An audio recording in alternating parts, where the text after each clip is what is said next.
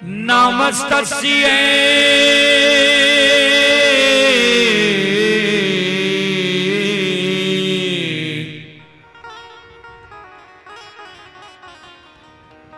नमस्तस्यै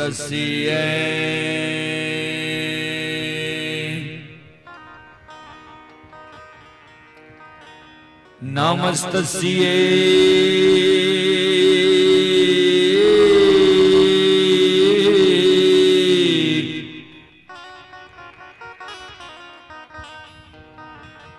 नमो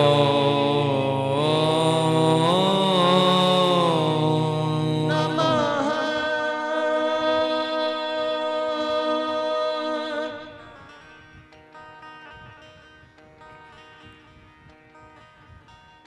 वंदो गुरुपाद कांज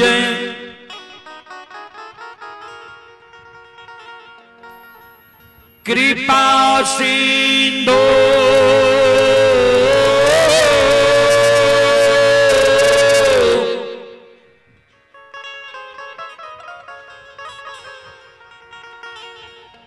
नर रूप हरि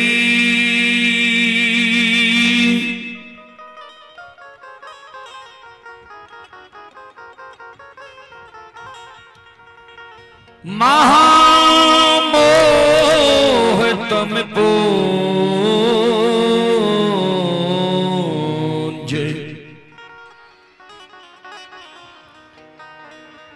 जासु बचन रवि करे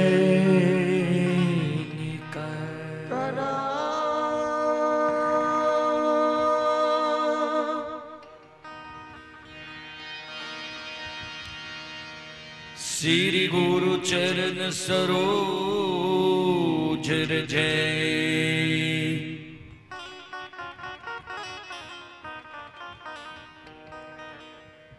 निज मन मुकुर सुधारी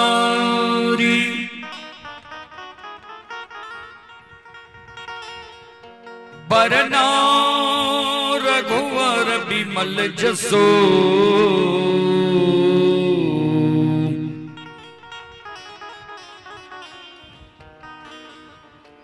जोदा एक फल चार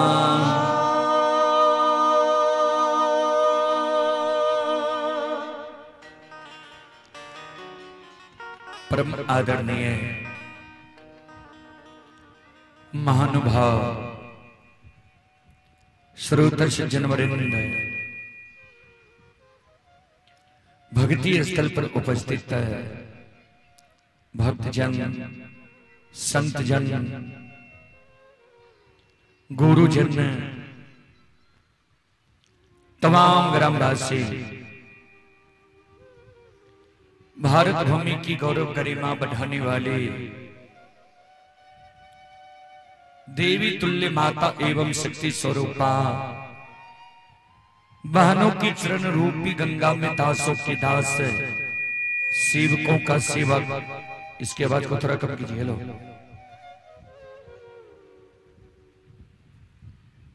मेन वॉल्यूम से कीजिए, जो साउंड का वॉल्यूम वहां से कम कीजिए।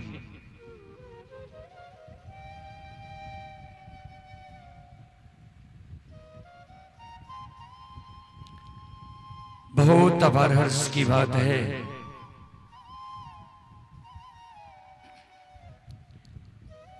आपके पावन पवित्र नगरी में आप सभी श्रोताओं मां बहनों की सेवा करने के लिए अभी उपस्थित है। मां भगवती धर्मगाथा भगायत मंडली गायक रूदल पंजियार जो ग्राम पंचायत बेलवारा प्रखंड सिमरी बख्तियारपुर जिला सहरसा से चलकर आपकी पावन पवित्र नगरी में आप सभी श्रोताओं मां बहनों की सेवा करने के लिए उपस्थित है। सज्जन वृंद, गोस्वामी तुलसीदास जी महाराज रामचरितमानस में लिखे हैं,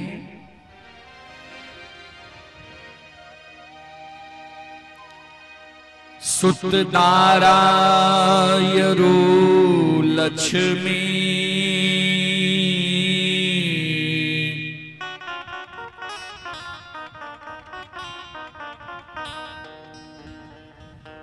बापी के घर भी हो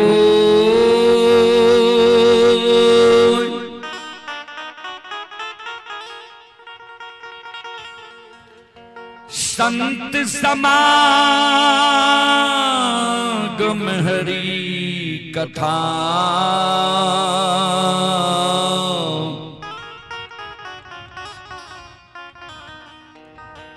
तुलसी दुर्लभ दो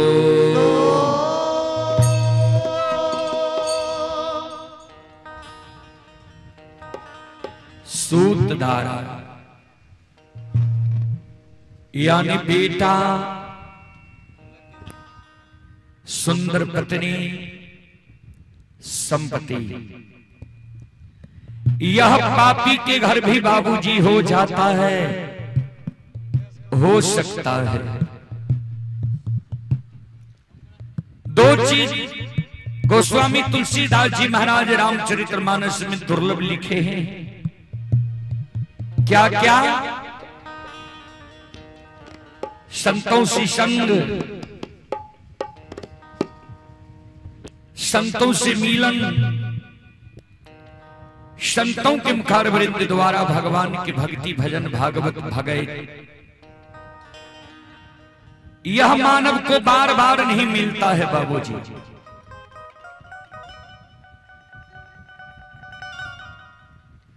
जब प्रभु का कृपा होता है तब सत्संग भजन भागवत भगत सुनने का अवसर मिलता है, करने का अवसर मिलता है, करवाने का अवसर मिलता है। फिर कभी लिखे हैं, जब तक रहेगी जिंदगी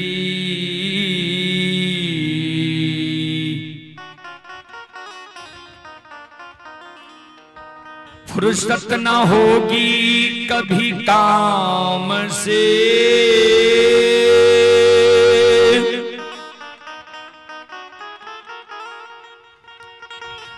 कुछ ऐसा समय निकाल लो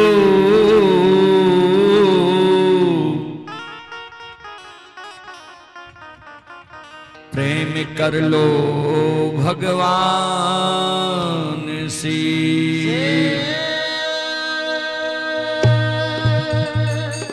जब तक यह पंचभौतिक शरीर में रमता राम है, जीवात्मा है, तन में प्राण है, तब तक काम से फुर्सत होने वाला नहीं है बाबूजी। इसी समय में मानव को कुछ न कुछ समय निकालकर भगवान के भक्ति भजन भागवत भगत में मानव को देना चाहिए, जिससे मोक्ष मिलता है, सद्गति मिलता है, स्वर्ग मिलता है। आइए, जहां तक ध्वनि विस्तारक केंद्र द्वारा आवाज जा रही हो, वहां तक कि भाई बंधु माता एवं शक्ति स्वरूपा बहनों से मैं निवेदन करना चाहता हूं, आप लोग मां काली स्थान में आकर भक्ति प्रसारण सुनने के लिए आवे, सुनकर पुण्य के भागी बने। आइए, सबसे पहले एक देवी गीत की ओर।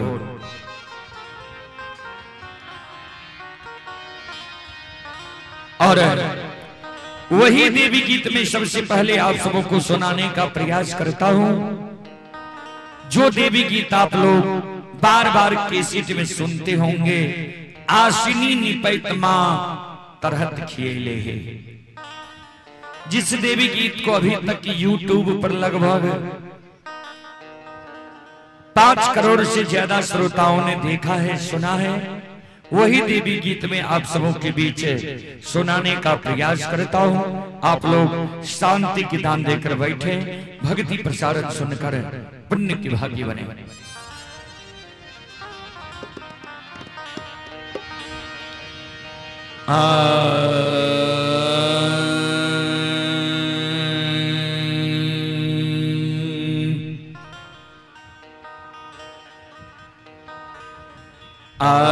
आसनी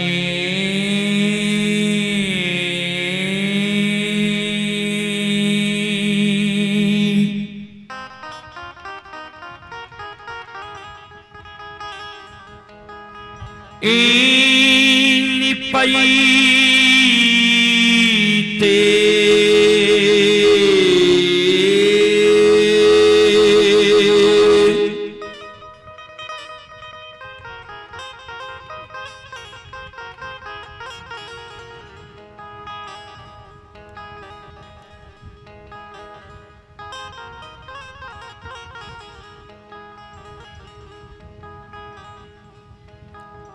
ये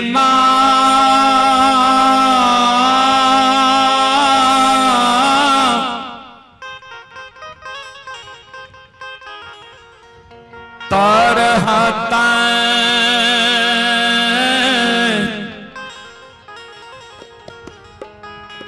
खियल मैया ये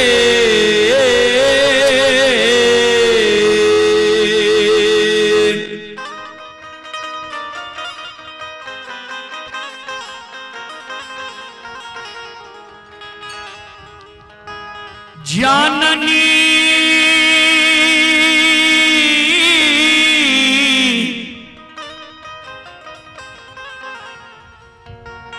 तरहता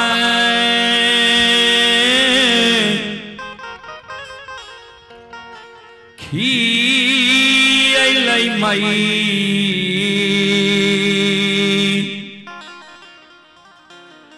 मैया आये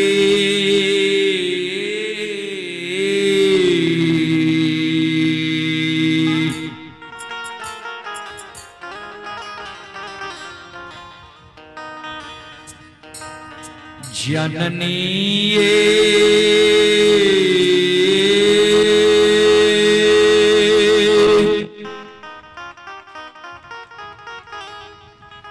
धूपा धुआना जलती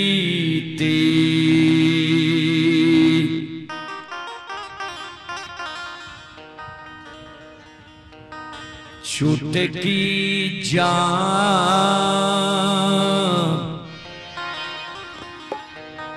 आललैसी तैयो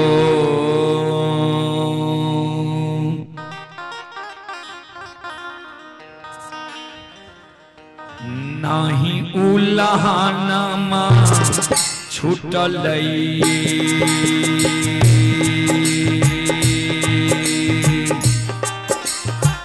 बंदे रहेगा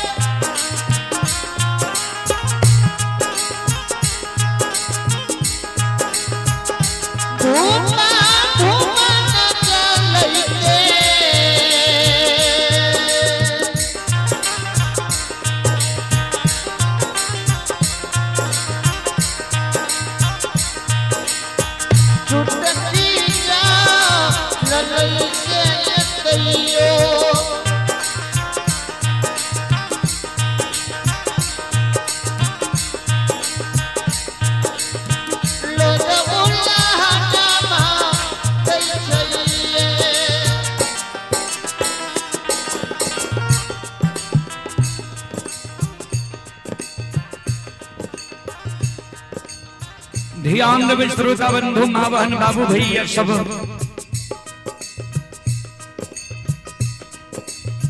एक अबला एक बिचारी दुखियारी, एक बांझी माँ जगत जननी जगदम्बे भवानी आदि शक्ति भगवती की गहवर के ओसार पर जाकर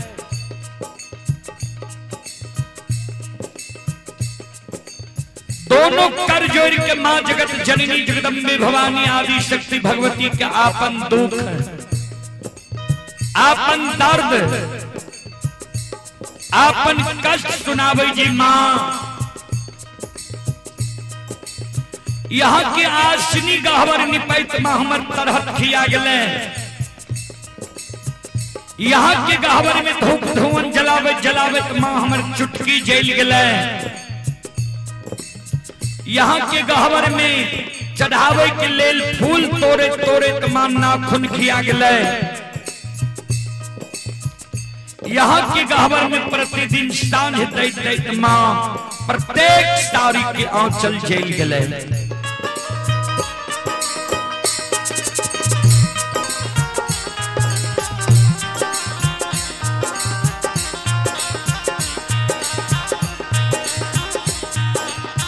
आतयो नाही दिलिए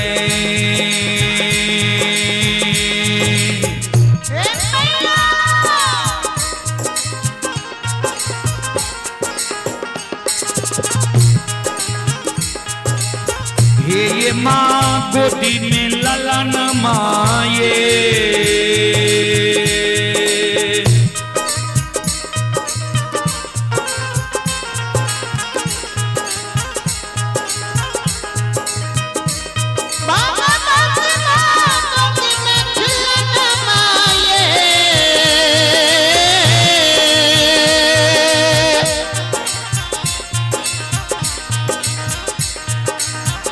मैया ये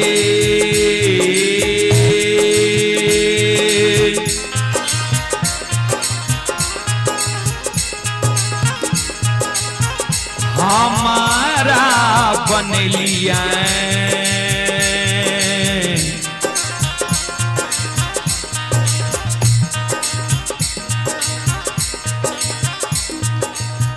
बांझी मरो छान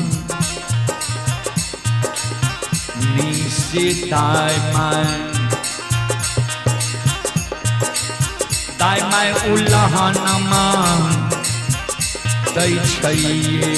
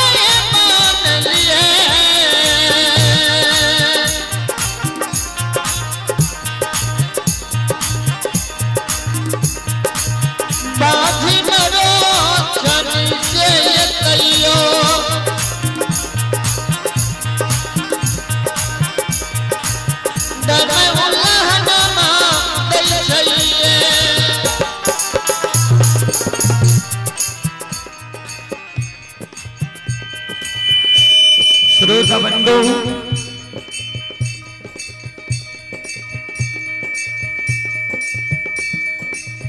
बिचारी दुखियारी अबला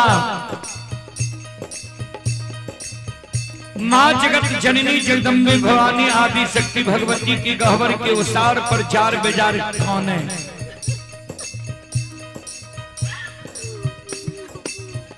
आंख से आंसू बिचारी दुखियारी के गिरे, कैन कैन के माँ जगत जननी जगदम्बे भवानी आदि शक्ति भगवती के कहे माँ हमरा कोई सजे यहाँ एगो बेटा बेटी पुत्र पुत्री संतान नहीं दिलिए, वही कारण नगर समाज के साथ ननंद गोतनी पड़ोसनी हमरा उल्हन दिए, उपराग दिए हमर नाम माँ बांधी राखनी है। दाई माई के उल्हन उपराग माँ हम सह ले छी, लेकिन इस समाज में जब दाई माई के घर आंगन हम जाए छी, दाई माई के गोद में दाई माई के बेटा बेटी के खेले देखे छिए, दाई माई के गोद में दाई माई के बेटा बेटी के हंसे की आवाज सुने छिए।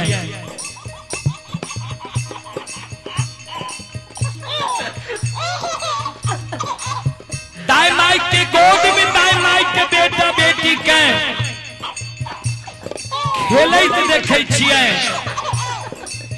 दाई माई के घर आंगन में दाई माई के बेटा बेटी के ठुमुक ठुमुक चलत देखे छिए, दाई माई के गोद में दाई माई के बेटा बेटी के काने की आवाज सुने छिए।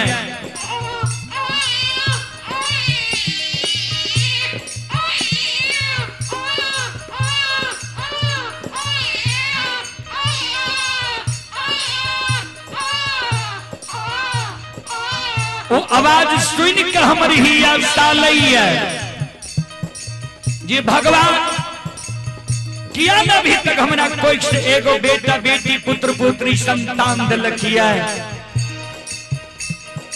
हमरो कोई से जब भगवान एगो बेटा बेटी पुत्र पुत्री संतान देती है,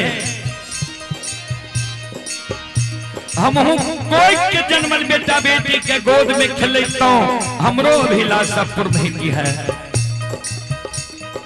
ए मैया ए जगत जननी माँ,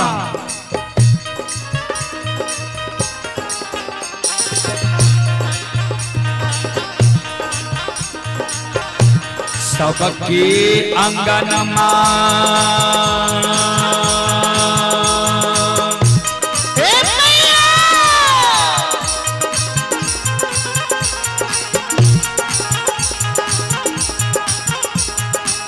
ये माँ खेले छै ललन माँ ये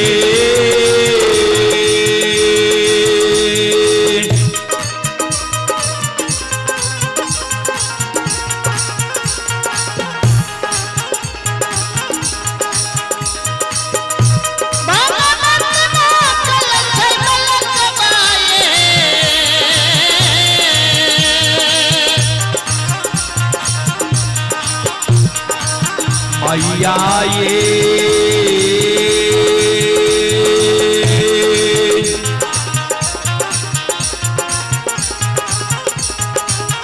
हमारो अंगन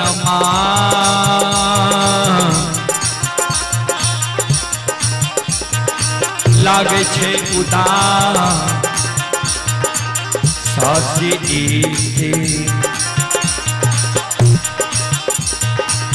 एक एक खिलौना माँ बिना ये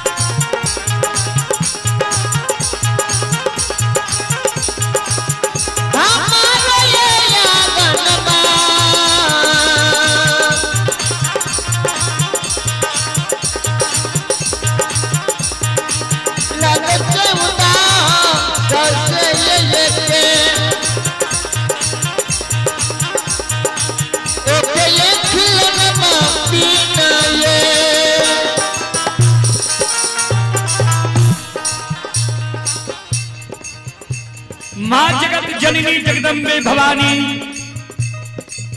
आदि शक्ति भगवती के गहवर के उसार पर जे बिचारी दुखियारी नवला काने रहे, आंख से आंसू जे बिचारी दुखियारी के गिरे रहे।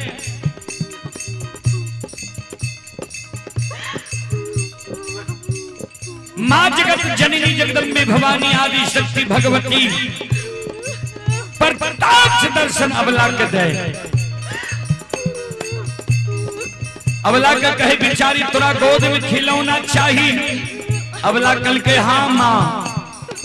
माँ जगत जननी कहल कि जब तोरा गोद में खिलौना चाहिए तोरा हम युवती बता दे छिया, तोरा गोद में खिलौना भै देता ने आक्षा सुग्रावा। हे अबला, हे सलखो, हे बिचारी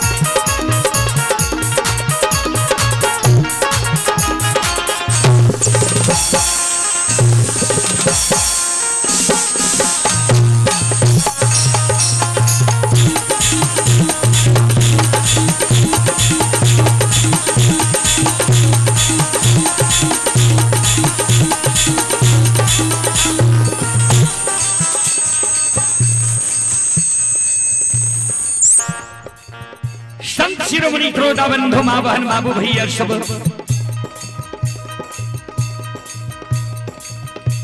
आइए। अभी जो यह कार्यक्रम लाइव चल रहा है इसी के जरिए कुछ श्रद्धालु पुरस्कार भेजे हैं आप हैं रामविलास मुखिया जी। रामविलास मुखिया की ओर से श्रद्धा के साथ बड़ी उदार दिल से 11 रुपए की पुरस्कार आए हैं। बालदेव पासवान जी की ओर से श्रद्धा के साथ बड़ी उदार दिल से 21 रुपए की पुरस्कार आए हैं। और सविंद्र कुमारी यादव ग्राम पिपराही थाना लोकही जिला मधुबनी के निवासी हैं। श्रद्धालु की ओर से श्रद्धा के साथ बड़े उदार दिल से 25 रुपए की पुरस्कार ऑनलाइन फोन पे के द्वारा आए हैं। श्रद्धालु को बहुत बहुत धन्यवाद, लाख लाख शुक्रिया, बहुत बहुत साधुवाद। जय हो दानी श्रद्धालु की जय हो, उनके समस्त परिवार की जय हो।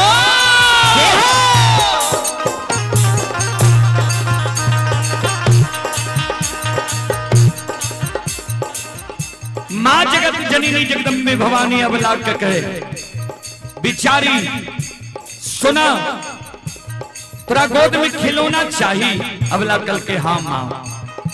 मां जगत जननी कल के से सुना घर पाछू अरबा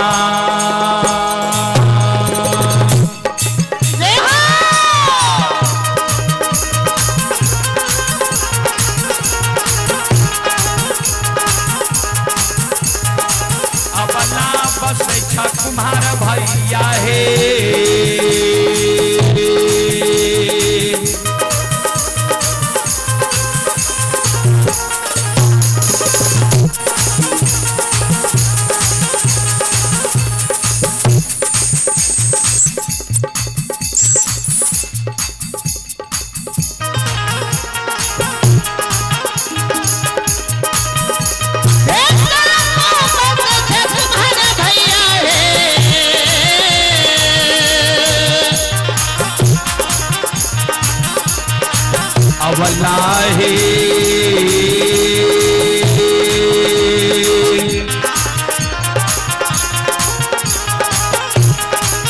मिट्टी के बालकबा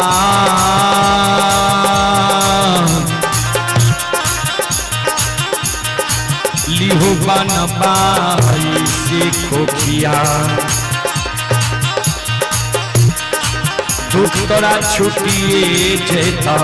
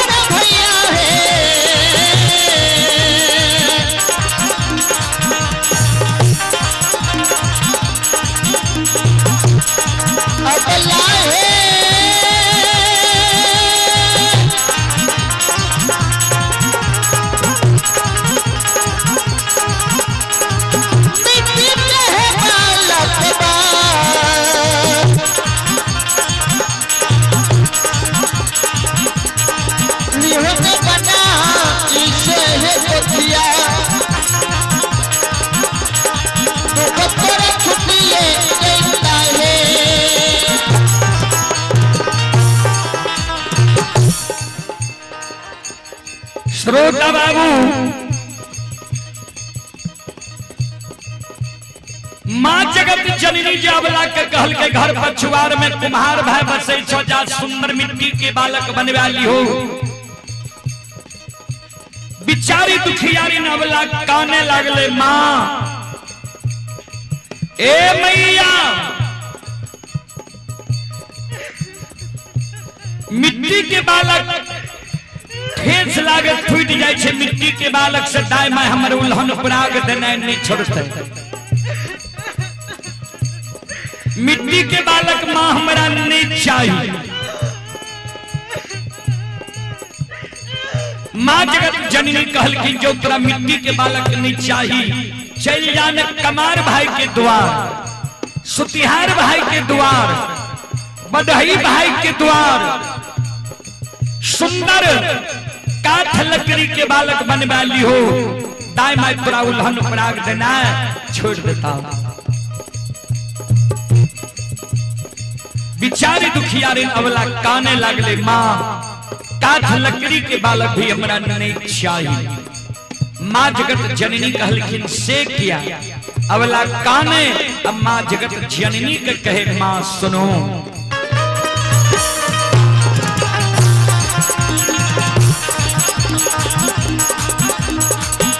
काठ के बालक बा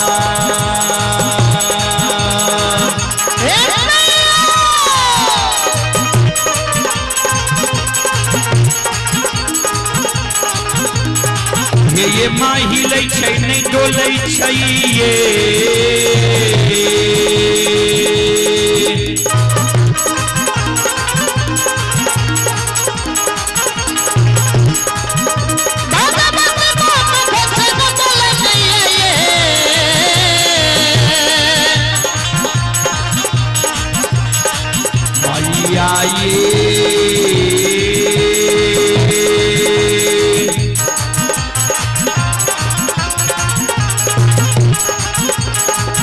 नहीं पिए छै बत्तीसो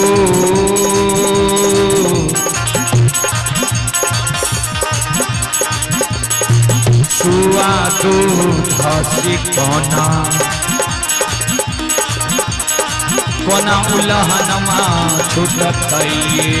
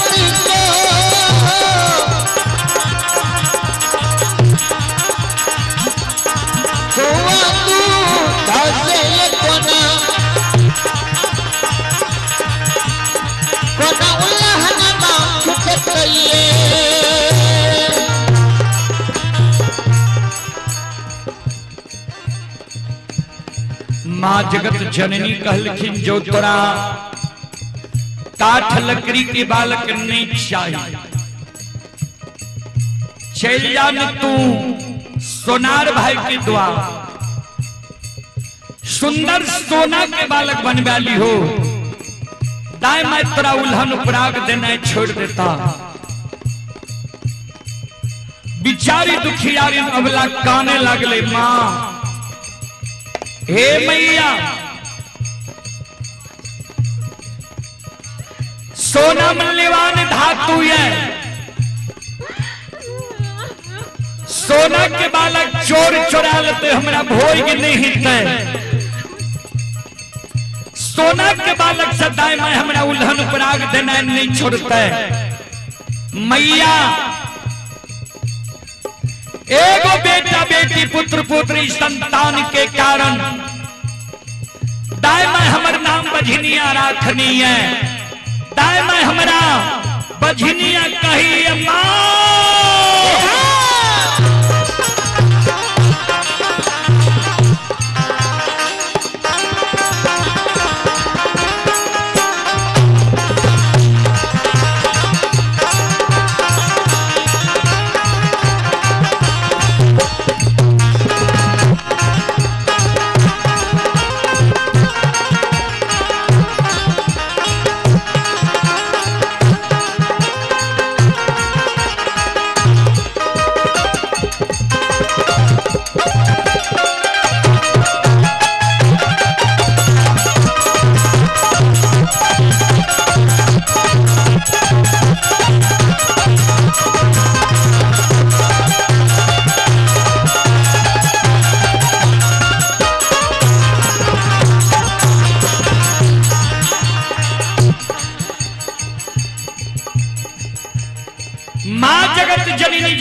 भवानी आदि शक्ति भगवती अवला के कहे बिचारी,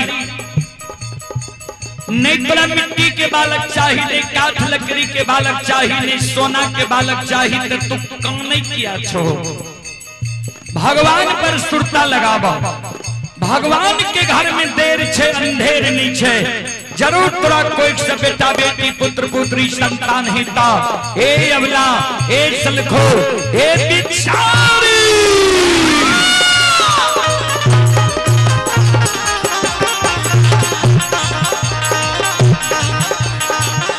धीरज बाना धीरा,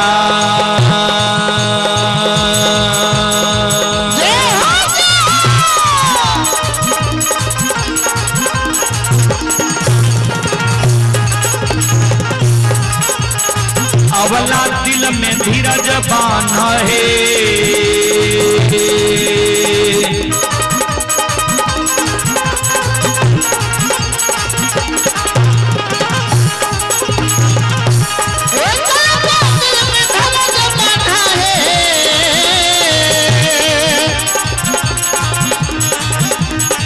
अवला है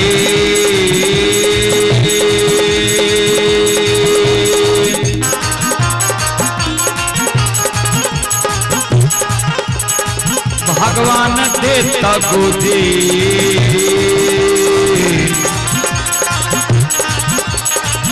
में ललान मासी कुखिया, दुखरा छुटिए चैता।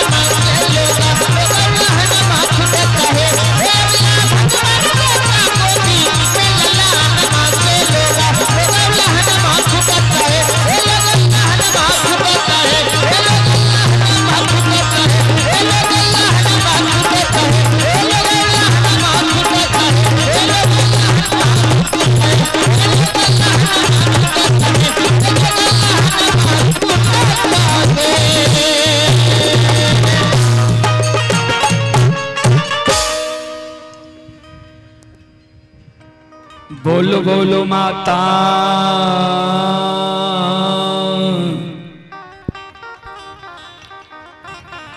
भगवती महारानी की जय।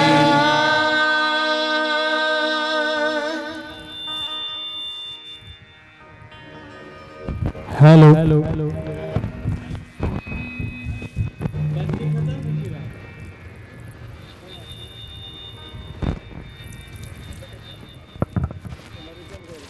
Hello hello hello hello hello hello तमाम ग्रामवासी और हमारे सुनने वाले संतजन भक्त रुदल भाई का यूट्यूब चैनल पर मैं इसका फैन हूं और इसके प्रोग्राम को मैंने बहुत दिनों से देखते आ रहा हूं, लेकिन आज हमारे दर्शकों का ये मांग है कि रुदल पंजियार जी से जाके कहिए कि सुगवा बख्तौर का भक्ति का आनंद हम लोग उठाएंगे और उनके मुखारबिंद से हम लोग सुनेंगे। तो मैं अनुरोध करूंगा हमारे पंजियार साहब रुदल भाई से सुगवा बख्तौर का भक्ति हमारे दर्शक बंधुओं को आप अपने मुखारबिंद से सुनाने का प्रयास करें।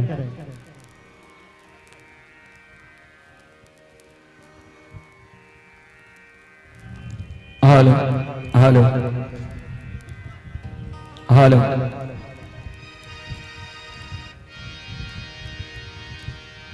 हमारे अभिभावक की ओर से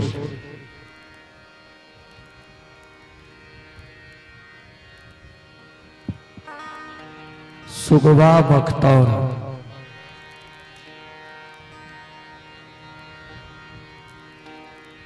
हर एक क्षेत्र का अलग अलग भाषा है। हमारे यहाँ बउआ बख्तर कहा जाता है और जिस बख्तर बाबा का आप लोग सुनना चाहते हैं तो हमारे ही जिला का सहरसा जिला में ही नवहट्टा प्रखंड है। नवहट्टा प्रखंड का गढ़िया गांव का वासी है, लेकिन हमारे यहाँ कोसी नदी से पूरब बगल उनका गाथा बहुत कम गाया जाता है। कोसी नदी से पश्चिम बगल उत्तर प्रदेश तक आप चले जाइए, हर एक जिला में बख्तर बाबा का, बसावन बाबा का भगत होता है मानर पर। हम लोग बख्तर बाबा का भगत कभी नहीं गाए हैं, आप लोग यूट्यूब पर सुने भी नहीं होंगे। ज्यादा हम लोग धर्मराज बाबा के चरित्र में ज्योति बाबा, उदय बाबा, अंधु बाबा, बेनी बाबा, हीरा मोती अबला, राजा चंद्रवली, भक्तराज हरिया, संत बाबा कारू, बाबा बीसु, इस सब का हम लोग कार्यक्रम ज्यादा करते हैं। हमारे कुंदन बाबू से पहले भी एक फरमाइश आकर करके गया था कि बीसु बाबा का भक्ति गाने के लिए आपको सब बोल रहा है, बीसु बाबा का भक्ति गाइए। और रात में हम लोग कारू बाबा का प्रसंग, लक्षण बाबा के अग्नि परीक्षा प्रसंग को विराम दिए थे।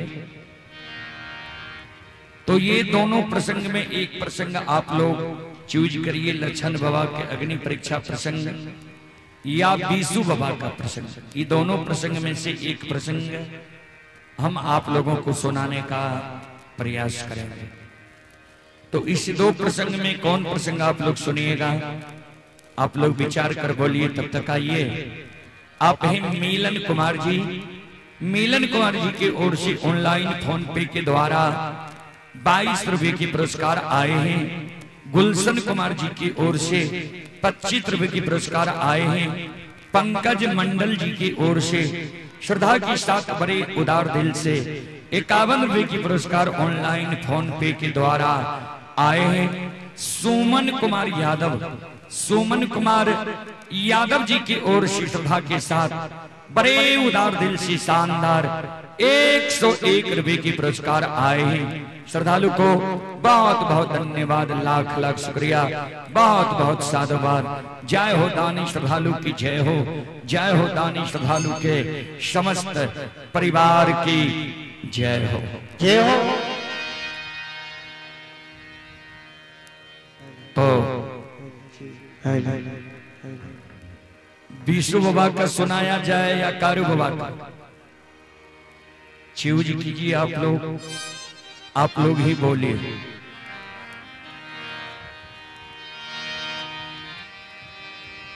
मानव मानव सब कहे,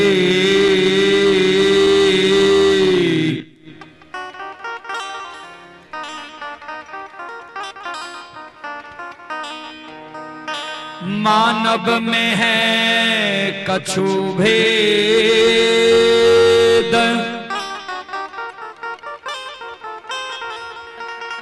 कुछ मानव देव भयो,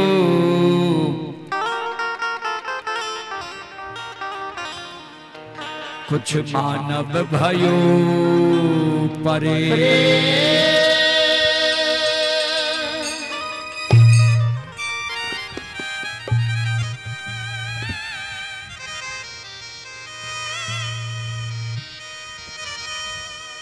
कर्म प्रधान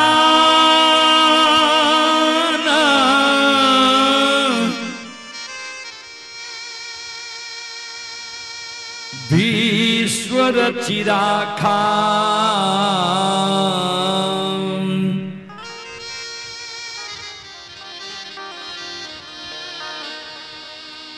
जो जस करई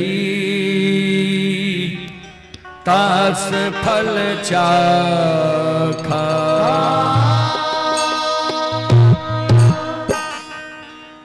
कर्म प्रधान विश्व रचि राखा, जो जस करई तस फल चाखा। कर्म प्रधान है, जो जैसा कर्म करता है कर्म के अनुकूल उनको योनि मिलता है। कि कारू बाबा के सुनवे कि विष्णु बाबा के? विष्णु बाबा।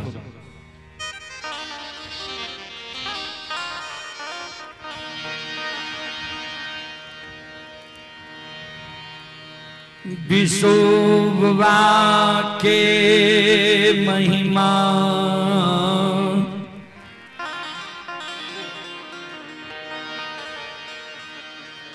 ए दुनिया में अगम अपार छै।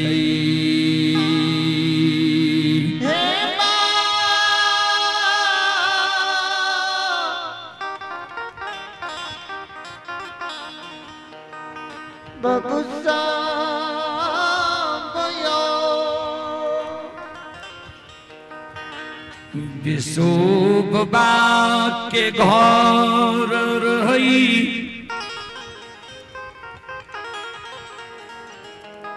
भिठी सबोर,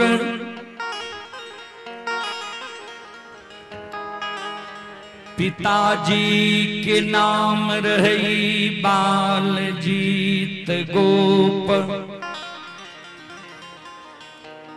माय के नाम रही चंपावती।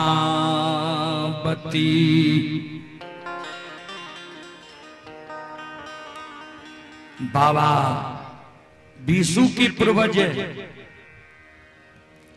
उत्तर प्रदेश के काशी नगरी के वासी रहे।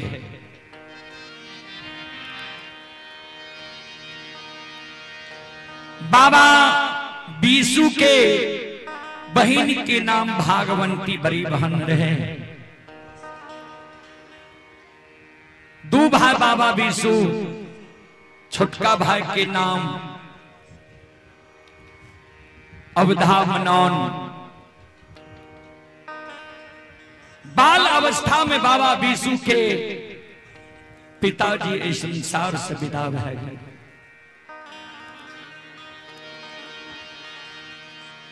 सारी पारिवारिक भार बाबा विष्णु पर पड़ गए।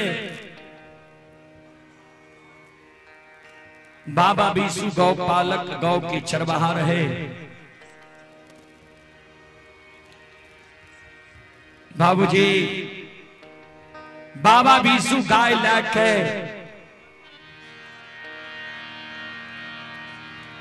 पचरासी जंगल गए।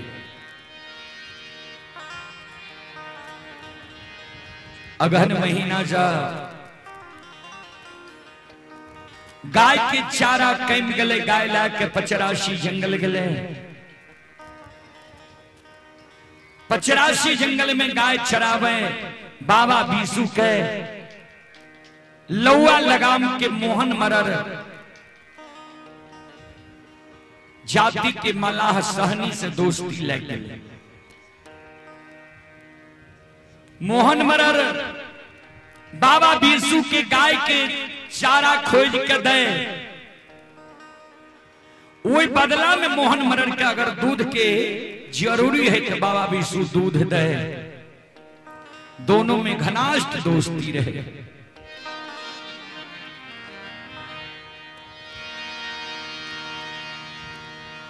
बाबा बीसू अवधा मनौन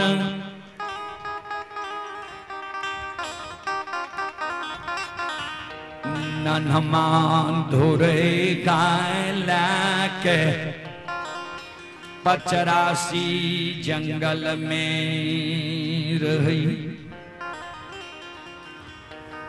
बाबा बीसू के सासुर रही सिमरा नौगछिया में। संत शिरोमणि सरोदा बंधु मावहन बाबू भैया सब बाबा बीसू ध्यान दो।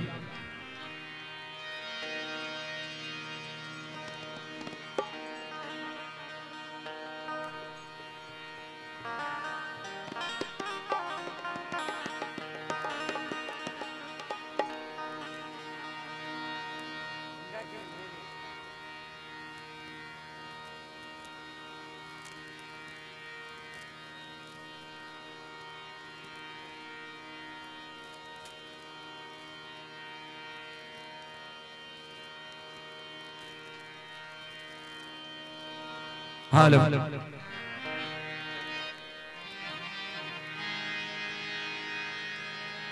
बाबा बीसू के हर समय जो वोल्टेज अप डाउन होगा तो गाएंगे परसों राते से कह रहे हैं।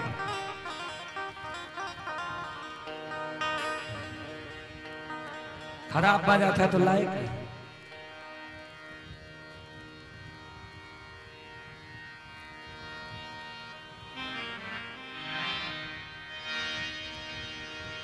बाबा बीसू के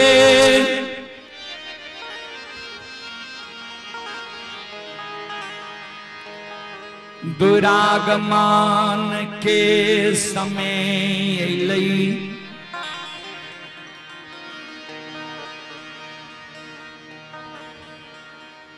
बाबा बीसू कभी नगरी से संवाद अवधा मनौन नन्हमा धोरे पार गाय छोर बाबा बीसू भीठी नगरी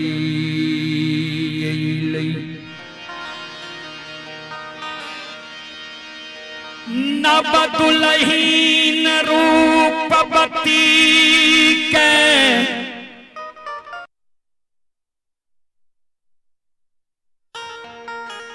सिमरा नगरी से दुरागमन करे बाबा बीसू भीठी नगरी अइलै आधारा माखी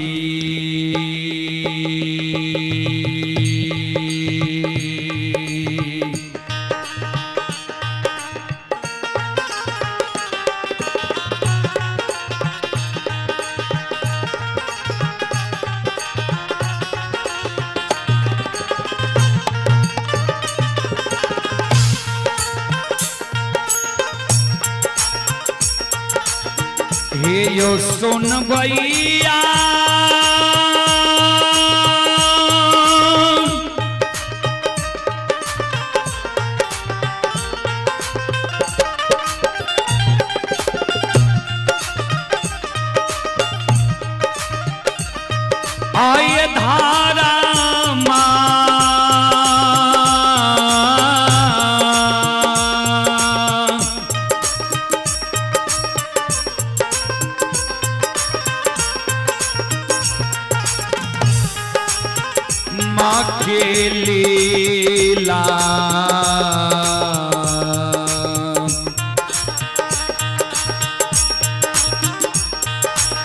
अपार छै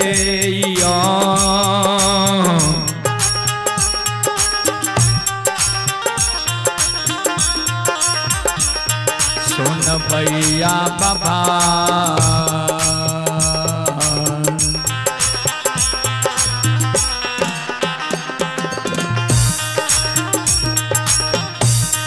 ये यो छलैया गा माये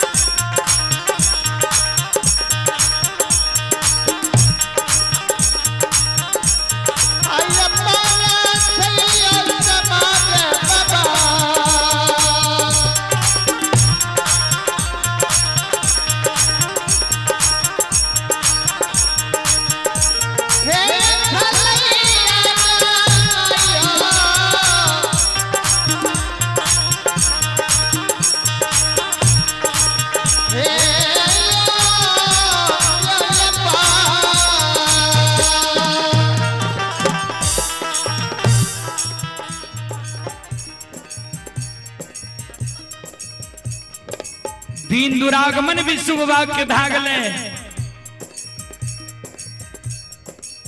अभी विश्व विभाग के रिश्तेदार पूर्ण तरह से विश्व विभाग के द्वार से गेले रहा भी नहीं।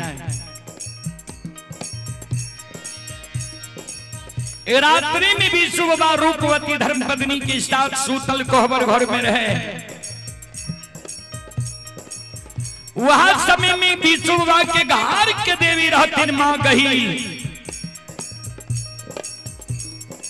मां गहील पाल लागल विश्व विभाग के।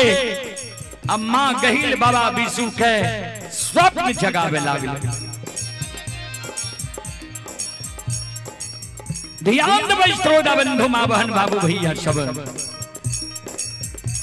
आओ ये भाईती ये भाई तक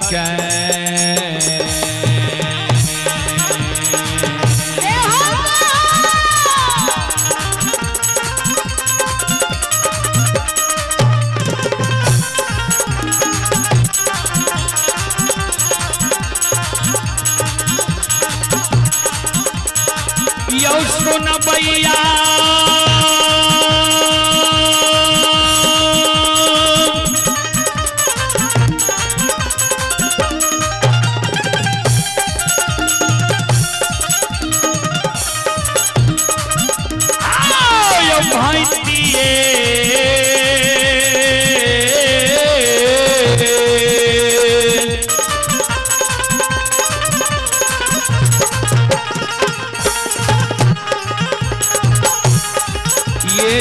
भाई तक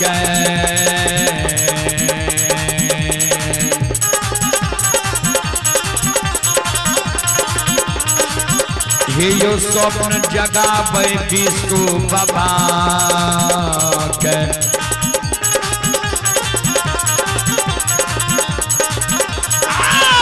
कहिल भी थिए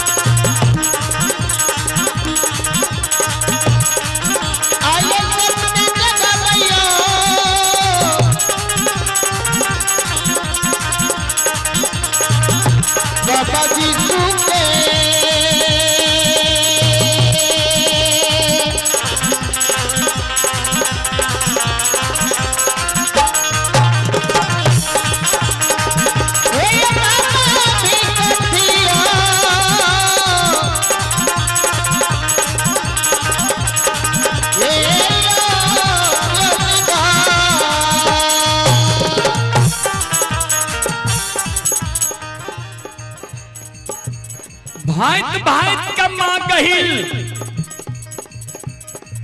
विशुवा के स्वप्न जगावे, अपना दीन दुरागमन करा के ले है, पत्नी के साथ राग रस मना रहा है। याद छाज कैल छिए श्रीवा विश्वा पर्व, प्रत्येक श्रीवा विश्वा में खीर पूरी पकवान चढ़े छे गहवर में आ दूध के धार पड़े छे। अभी तक जे तू भिट्ठी में ही छो, गाय तोहर सब पचरासी जंगल में, कखन दूध अते कखन खीर पूरी चढ़ते बनते, कखन चढ़ते कखन दूध के धार पड़ते। श्रोता बंधु स्वप्न जगावे, तोहर घर के देवी कही अगर चढ़ावा नहीं चढ़े वो उदमय चढ़ा देता। श्रोता बंधु माया के लीला रच दल कैया मां कहे ध्यान दे। आइए पुरस्कार की ओर आप हैं संतोष कुमार, संतोष कुमार की ओर से शानदार 21 रुपए की पुरस्कार ऑनलाइन फोन पे के द्वारा आए हैं। रूपा देवी की ओर से 21 रुपए की पुरस्कार ऑनलाइन फोन पे के द्वारा आए हैं। श्रद्धालु को बहुत बहुत धन्यवाद, लाख लाख शुक्रिया, बहुत बहुत साधुवाद। जय हो दानी श्रद्धालु की जय हो, उनके समस्त परिवार की जय हो।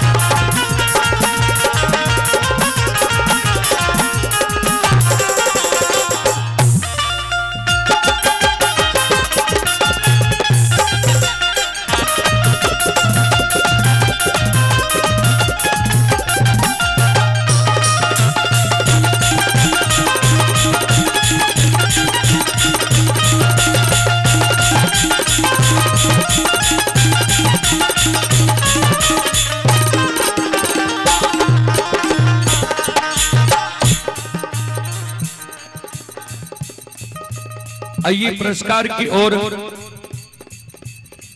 शैलेश कुमार यादव, शैलेश कुमार यादव जी की ओर से श्रद्धा के साथ बड़ी उदार दिल से 21 रुपए की पुरस्कार ऑनलाइन फोन पे के द्वारा आए हैं। श्रद्धालु को बहुत बहुत धन्यवाद, लाख लाख शुक्रिया, बहुत बहुत साधुवाद। जय हो दानी श्रद्धालु की जय हो, उनके समस्त परिवार की जय हो।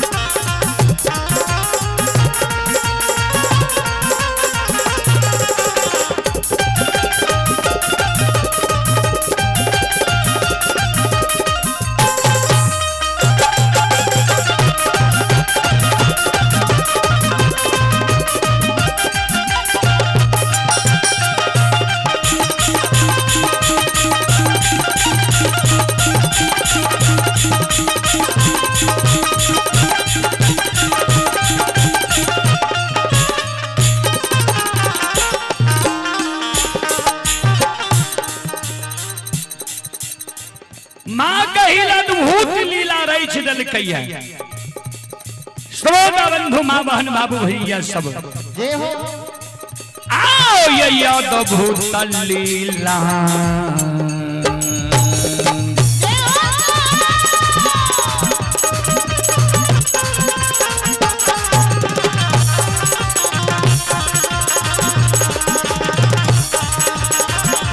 सुन भैया अद्भुत लीला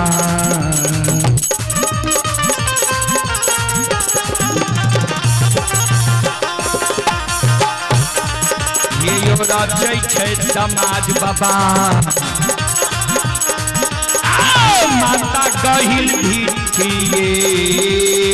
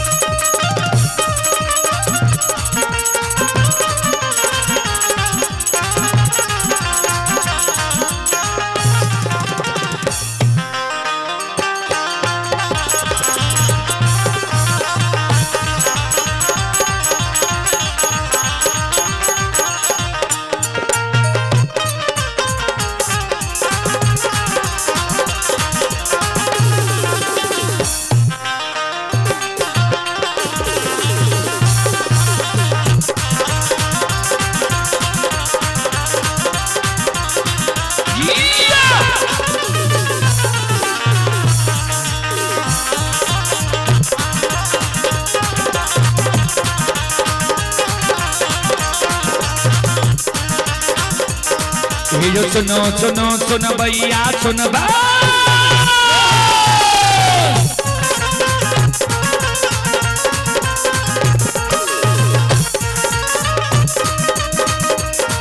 ये सुनो सुनो सुन भैया सुन ओ गवैया बज भैया सुन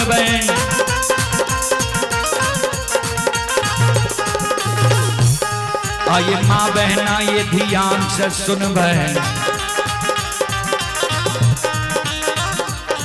आइए धर्म की बात ध्यान से सुनब ए मालिक के लीला के सुनब बरबर बिल्ला बाबा बैसूर चल कर भिठी सन नगर में रचल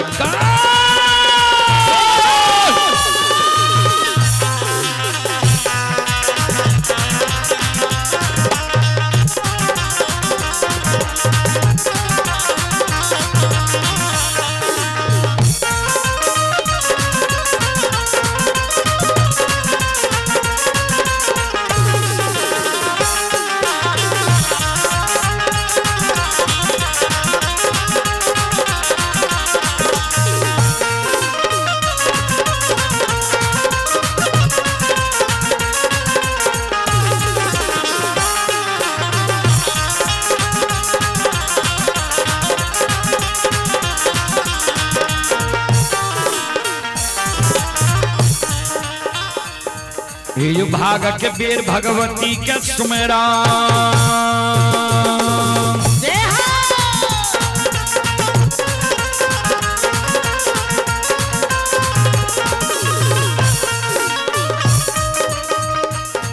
ये जो भाग के बेर भगवती के सुमेरा सदा भवानी जगदम्बा के सुमेरा ये जो विद्या के दाता सरस्वती के सुमेरा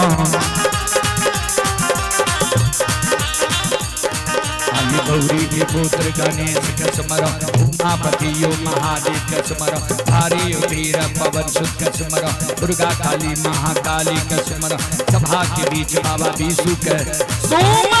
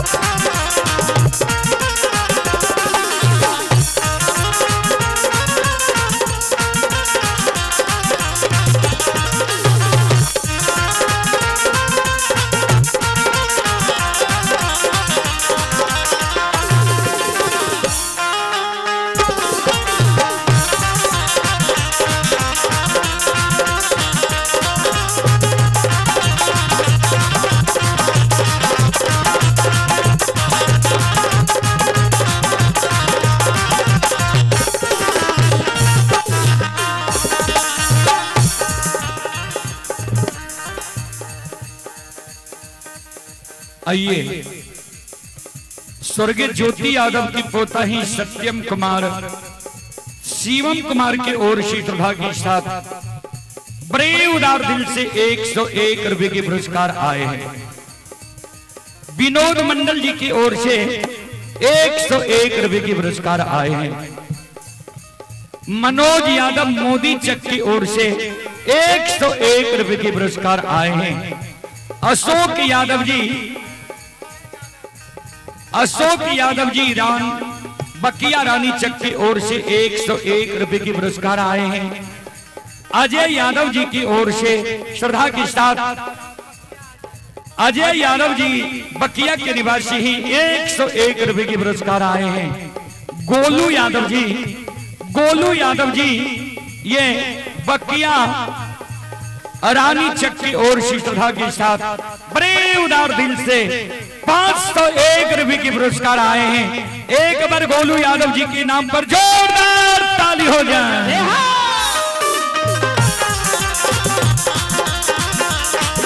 आइए आप ही सदानंद यादव जी बकिया के निवासी ही 51 रुपए के पुरस्कार आए हैं।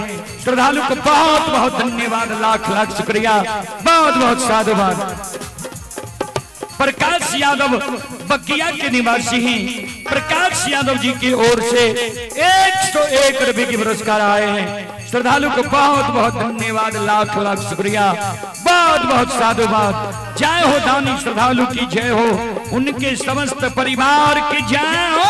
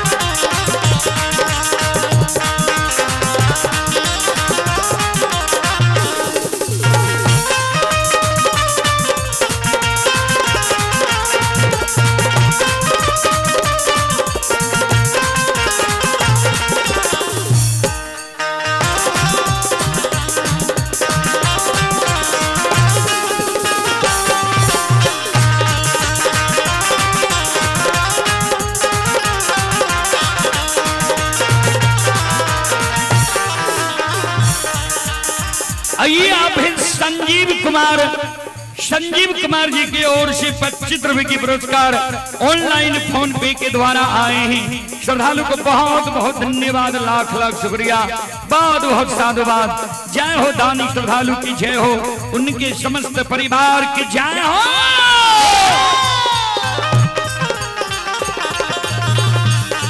ये हो भला बाबा भंडार का भैरिए दी हो।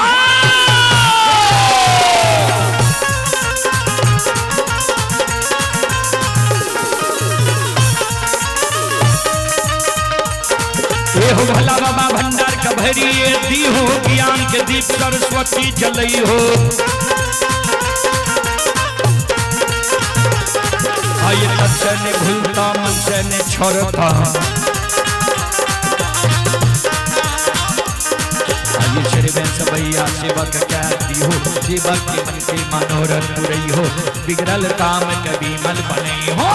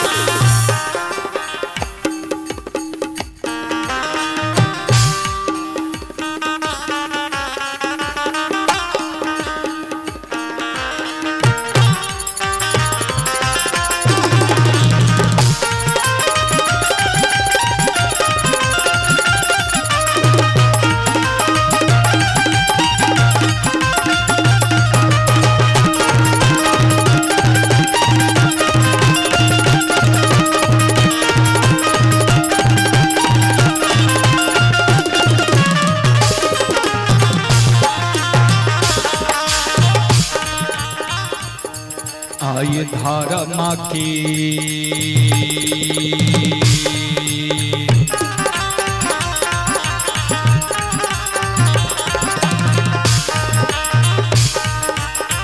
हे यो बाबा धर्म के लीला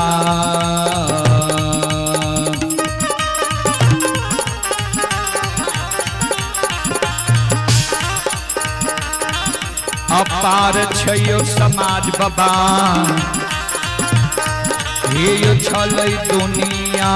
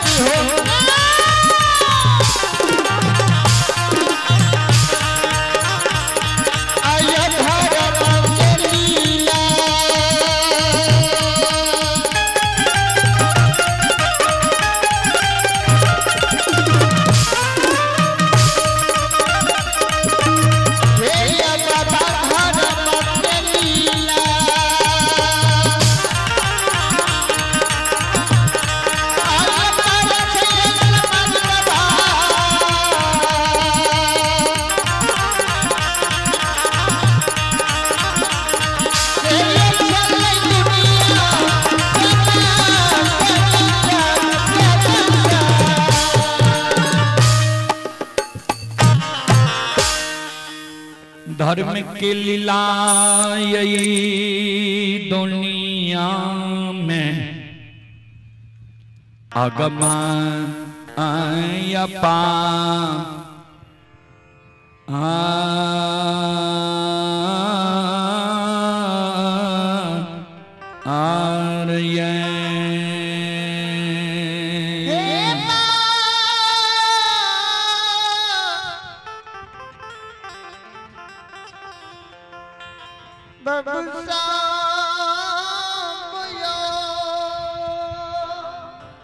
श्रोता बंधु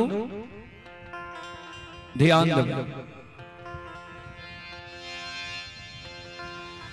मां कहिल जे बाबा विष्णु का स्वप्न जगल के जे धर्म पत्नी के साथ कोहबर घर में राग रस में तू लिप्त भेल छो काल सिरुआ विश्वा छिए खीर पूरी चढ़ो करते दूध की धार परबो करता है। बाबा विष्णु के नींद टूटई छई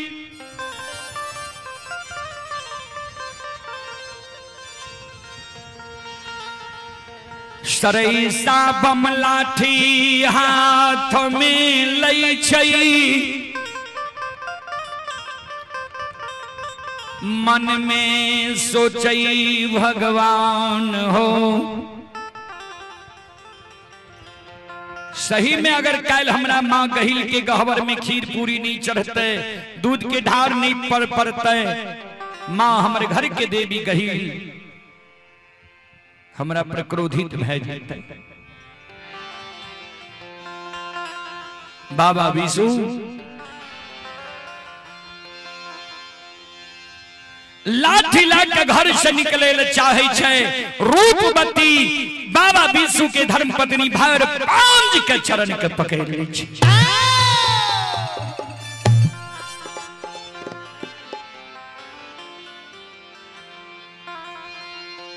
पति दे आई आधी रात में यहाँ किया लाठी ला घर से बाहर हुई छिए। बाबा विष्णु कल के हे प्राण प्रिय तो नई नवेली दुल्हन छा हमरा घर में छे मां गहिल के सेवा माँ गहील के प्रतिवर्ष सिरवा बिसवा के दिन गहबर में खीर पूरी पकवान चढ़े छै, दूध के ढार पड़े छै। गाय छै जगत से दूर नदी पार, गंगा और घघरी नदी पार भाग के 85 जंगल में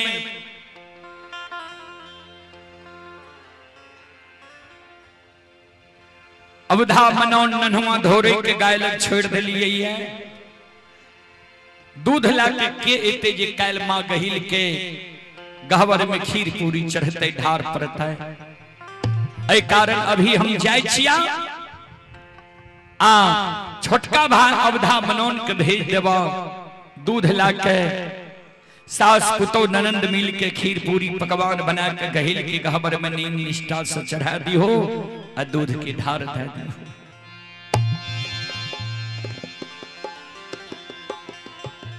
रूपवती बाबा बीसू के धर्म पत्नी नई नवेली कर झोल के पति थे। रात भैर रुई कजयऊ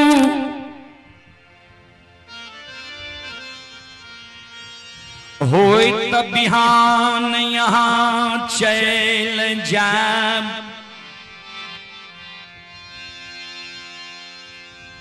अंधेरी रात छियई दिना दोष यहाँ के कुछ भैजा कोना ए दुनिया में हम रोई। बाबा विष्णु नहीं माने छे, लाख रूपवती समझावे बाबा विष्णु नहीं माने। कबीर कहलखिनिए ये मत जानो डाक निर्बुद्धि, आ वही काल विनाश ही बुद्धि। जब काल मनुष्य पर छाता है तो पहले विवेक मर जाता है। विवेक नाम छी ज्ञान के। मानव पर जब काल आवे वाला रहे छे ने बाबूजी बुद्धि विवेक विनाश भय जाय छे। एको बात नहीं माने तब रूपवती आवाज लगावे भागवंती ननंद के, दीदी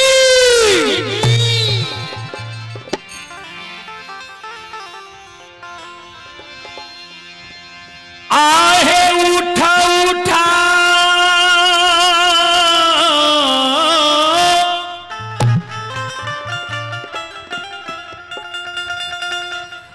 ननदी भगवान ती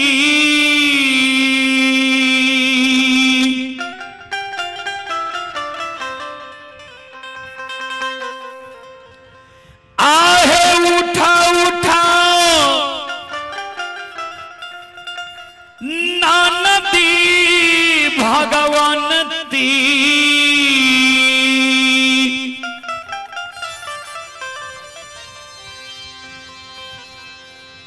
माता के जगा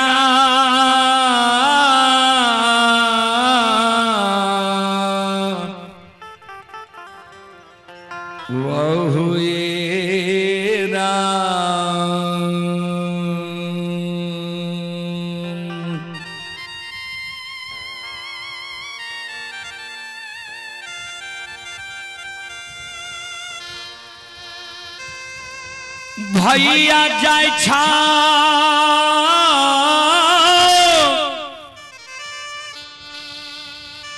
पचरासी जंगल बा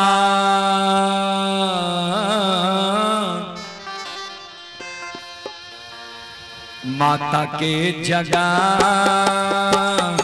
बहुएरा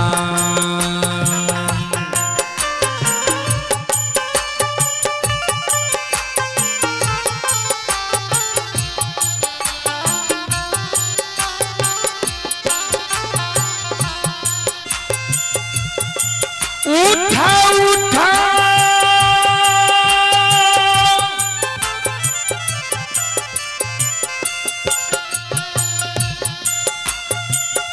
उठा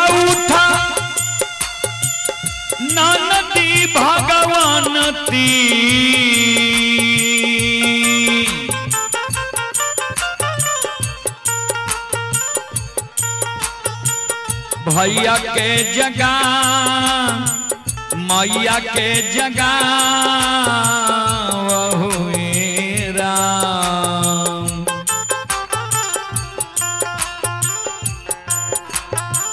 भैया जाय पचरासी जंगलबा माता के जगह बहुए राम।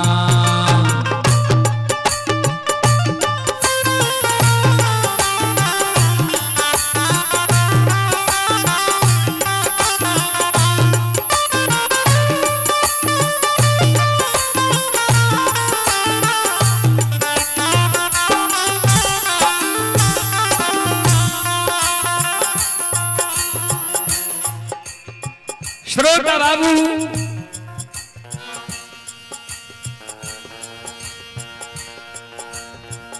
ध्यान दें।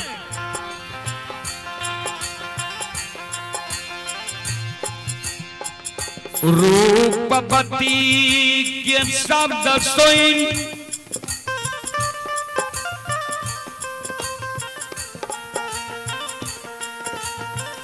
विशुभा के बहिन भगवंती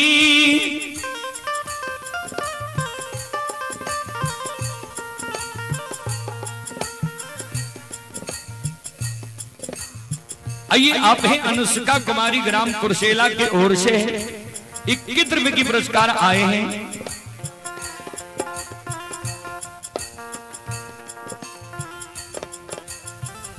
श्रोता बंधु,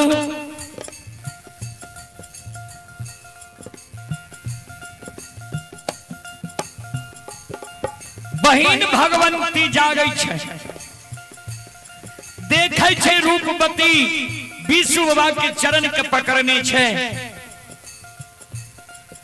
सारी बात रूपवती बतावे, भगवंती माय के जगावे। माय जागे बेटा की भेलो, के उदमे चढ़ा दिल पुत्रा।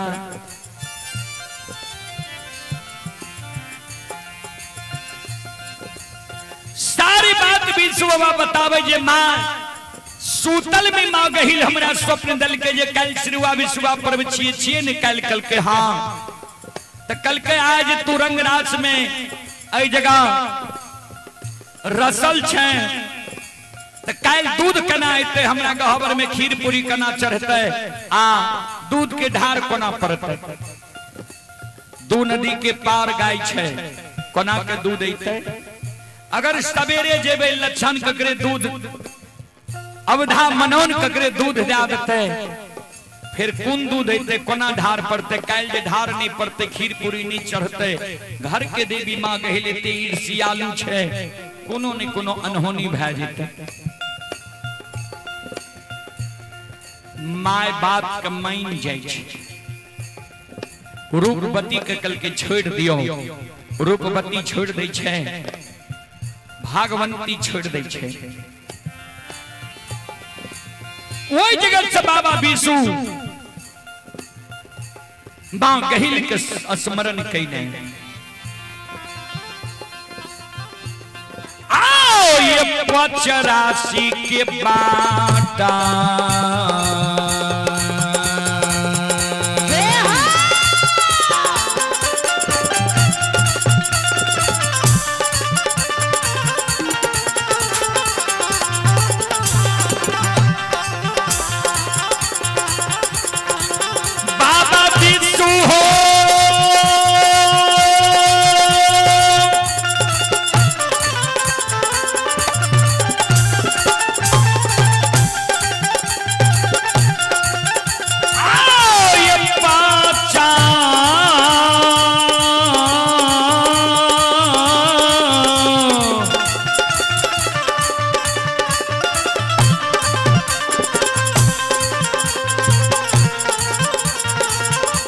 ये राशि के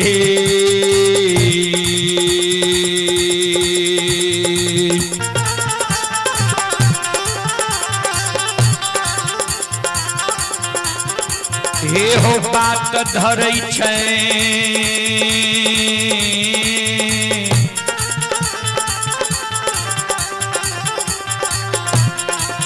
विशु बाबा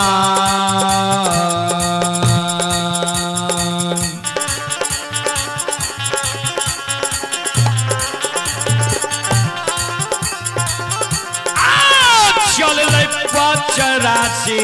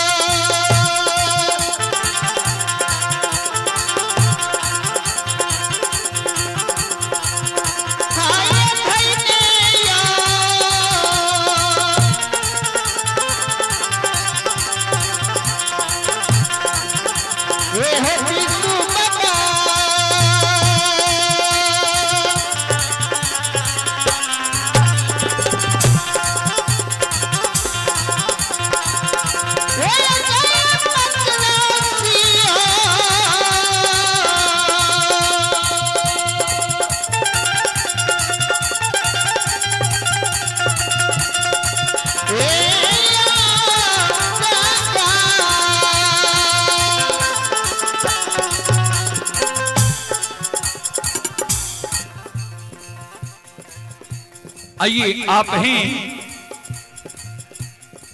बुलबुल कुमार। बुलबुल कुमार की ओर से श्रद्धा के साथ बड़े उदार दिल से शानदार 21 रुपए की पुरस्कार आए हैं। श्रद्धालु को बहुत बहुत धन्यवाद, लाख लाख शुक्रिया, बहुत बहुत साधुवाद। जय हो दानी श्रद्धालु की जय हो, जय हो दानी श्रद्धालु के समस्त परिवार की जय हो।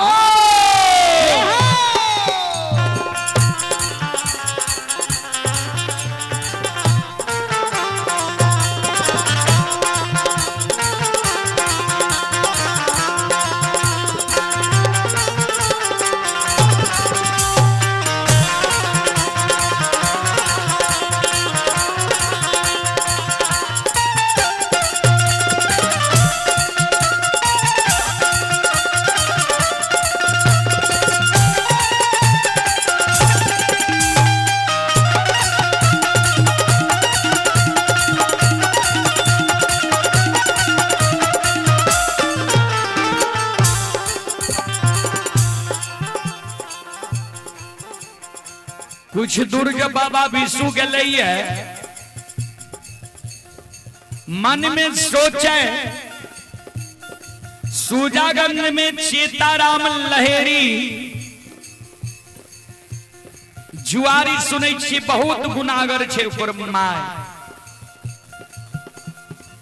जे ओकरा से जुआ खेले छे ककरे आय तक जीतै ले नहीं देलकैया। माँ गहिल आय हमरा स्वप्न देलकै, माँ गहिल हमरा पर सम्मुख समाधान छे। एक बार चेताराम लहेरी के द्वार जाए, ओकरा साथ जुआ खेलिए, जुआ में सब कुछ के जीत के जुआ खेले से ओकरा हम मना करे जे किया एहन काज करे छो, तू किया जुआ खेले छो। ऐ लालसा से बाबा विशु चेताराम लहेरी के द्वार जा रहे हैं।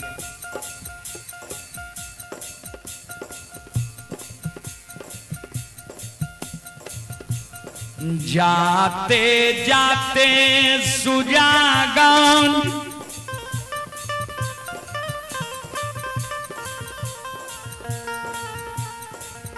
बाबा विशु पहुंच गलैया।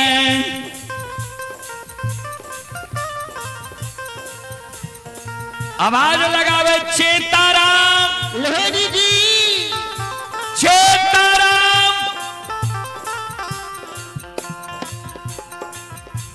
आंगन छो घर आंगन से बाहर हुआ, माय बाहर भेल। बाबा बीसू से परिचय पूछे, कल के हमारे घर भिट्ठी सबौरी है, बालजित गोप के सुपुत्र छिए, बीसू हमारे नाम छिए, हजारों गाय हमारा है। इच्छा भेले आल चेताराम लहेरी से हम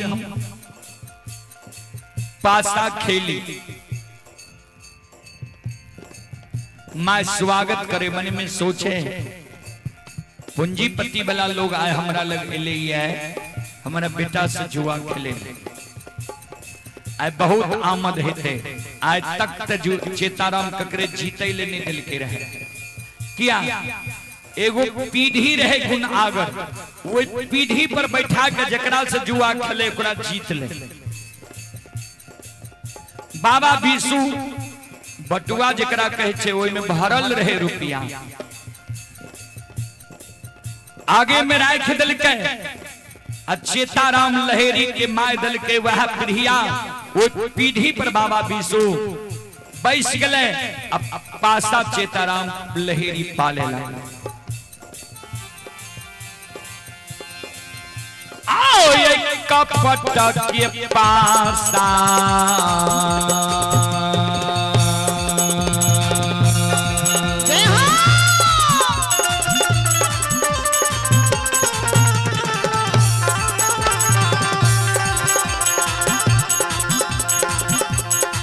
यो सुन भैया,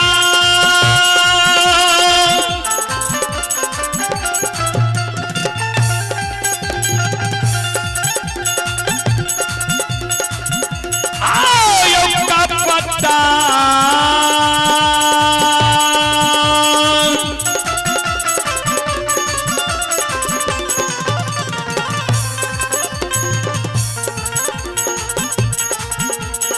के पासा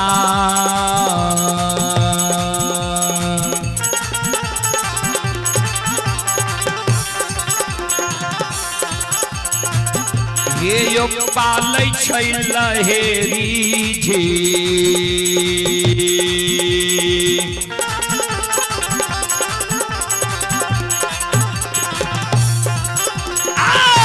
पालै सूजा गंजा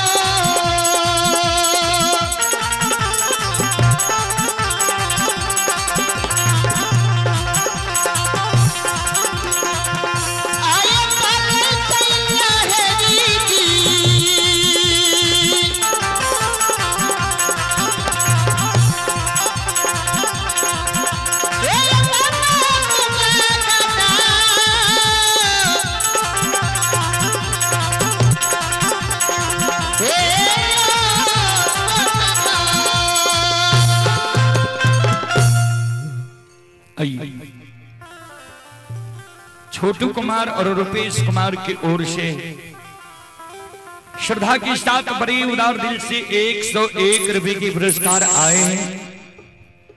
श्रद्धालु को बहुत बहुत धन्यवाद, लाख लाख शुक्रिया, बहुत बहुत साधुवाद।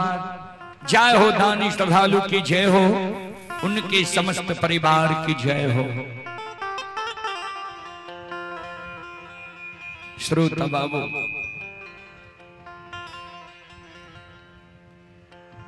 पासा पाले लागले चेताराम, जही नाम महाभारत में शकुनी कपट के पासा पाले रहे, वह समान चेताराम कपट के पासा पाले लागले, सारी रुपया जीत गए। रुपया जीते के बाद बीसू बाबा गौधन के पासा पर रह दिल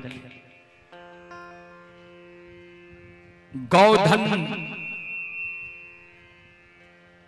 हर सारी संपत्ति के पासा पर रख दिल के सारी संपत्ति जीत लेके चेताराम लहेरी बाबा विशु माय गहील के स्मरण करेंगे। माय गहील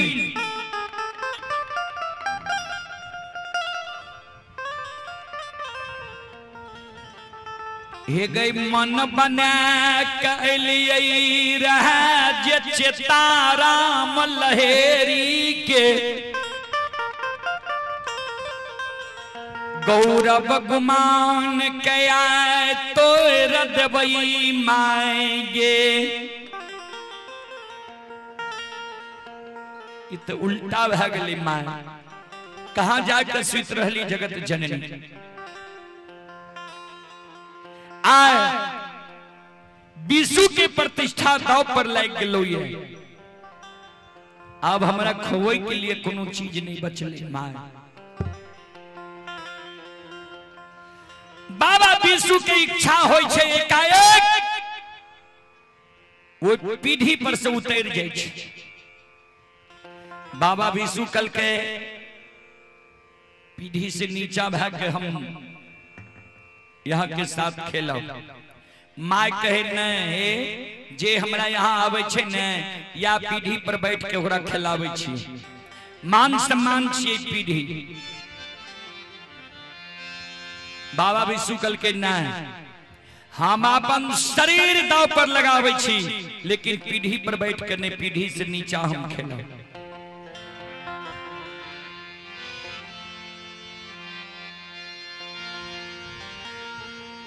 बाबा विशु के पाल पासा लौट गेलई हारल धन संपत्ति के बाबा विशु पुनः जीत लई छई।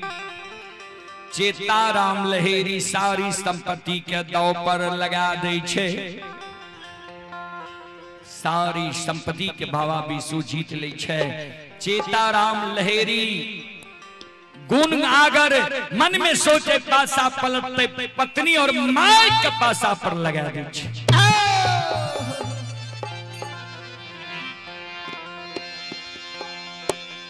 बाबा विशु चेताराम लहेरी के माता राम और पत्नी के भी जीत ले छे।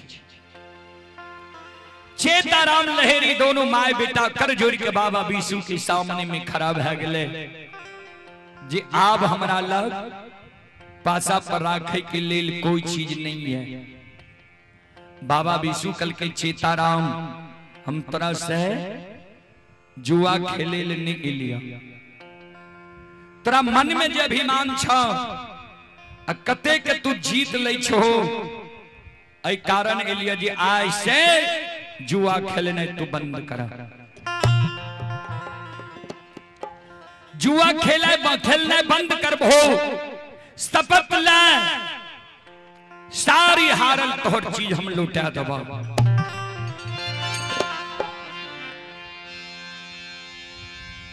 चेताराम लहेरी संकल्प लई छई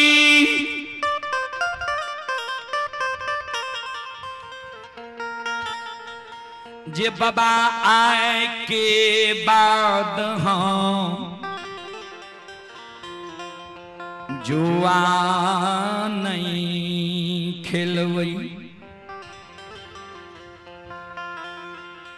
ओई जगह से बाबा विशु चल दै छे 85 जंगल की ओर।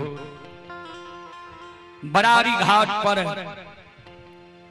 आवे छे बाबा विशु नहीं देखे छे नाव के नहीं नवैया के।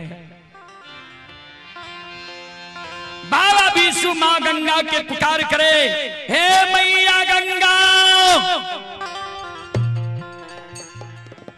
नीची भाग रात करनिया में पार भाग के मां हमरा 85 जंगल जाना जरूरी छे।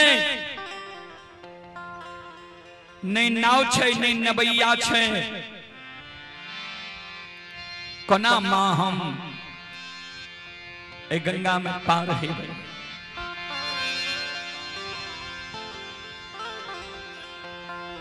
मां गंगा बूढ़ी के रूप धारण का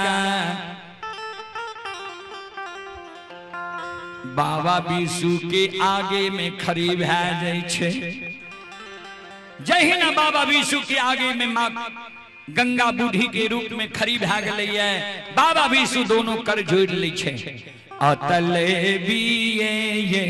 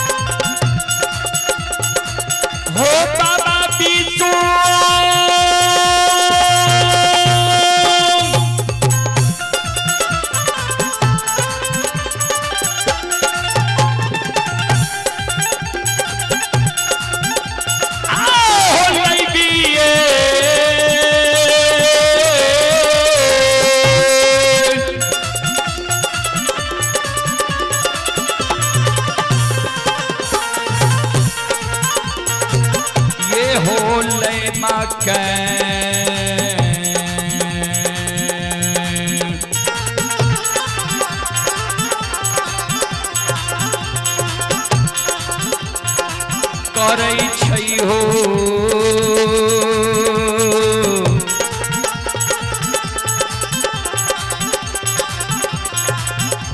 बाबा विष्णु।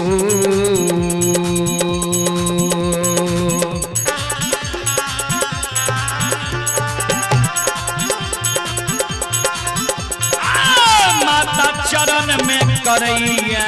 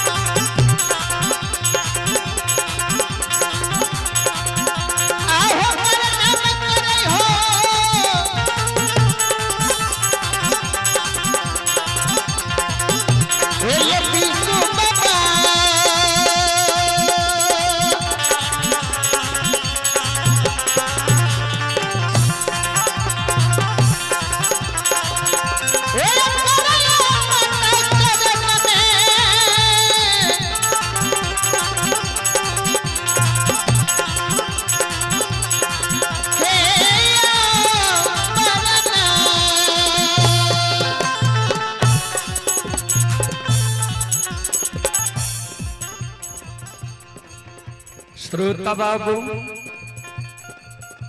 बूढ़ी मां आशीर्वाद दे जिय जिय बाबू तोहर नाम अमर हेता। बाबू नीची भागरत करे ननिया में गंगा के किनारे है ये कौन कारण बाबू? बाबा विष्णु कल के माता 85 जंगल में हमर गाय छे और गाय लग जाना जरूरी छे। बिहान सिरुआ विश्वा पर्व छिए। प्रति वर्ष मां गहिल के गहवर में खीर पूरी चढ़े छे, दूध के ढार पड़े छे। एहि कारण ई आधी रात में गंगा पार होना हमरा अनिवार्य भ गेलै है। माता कल के गंगा पार है भाव कल के, हाँ कल के चल तोरा बता दी छिया, कम पानी में ही तोरा हम पार करा देव। आगे आगे मां गंगा बूढ़ी के रूप में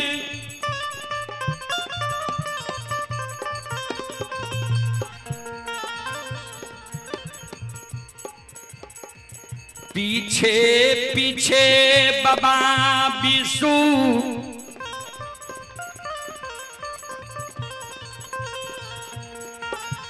गंगा पार भैर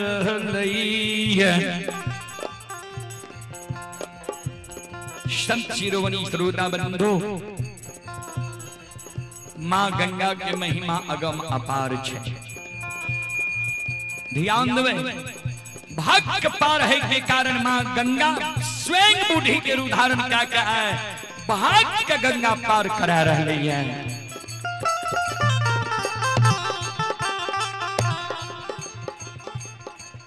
आओ ये अद्भुत लीला,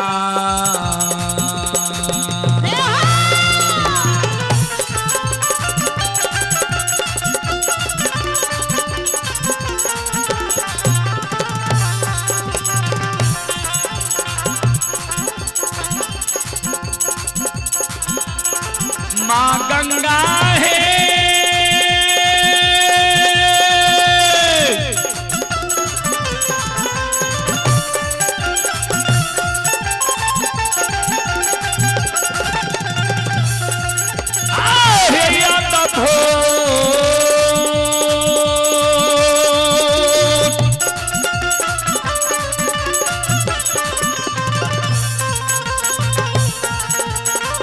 भूत लीला,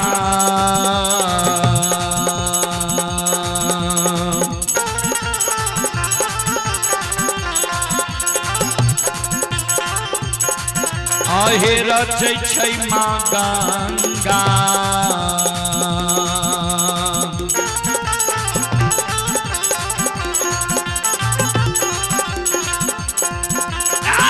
मैया गंगा नदी के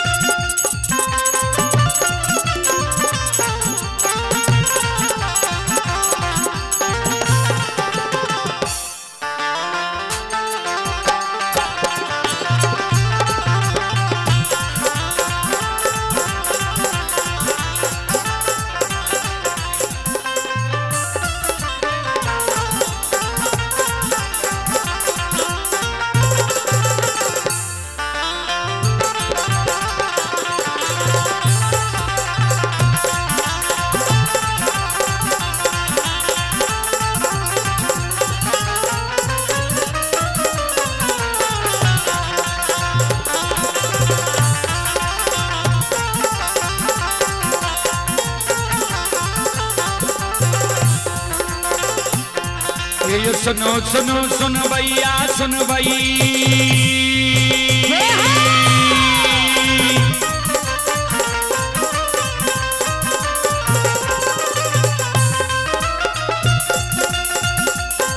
ये सुनो सुनो सुन भैया सुन भई, ओ गवैया बजा भैया सुन भई।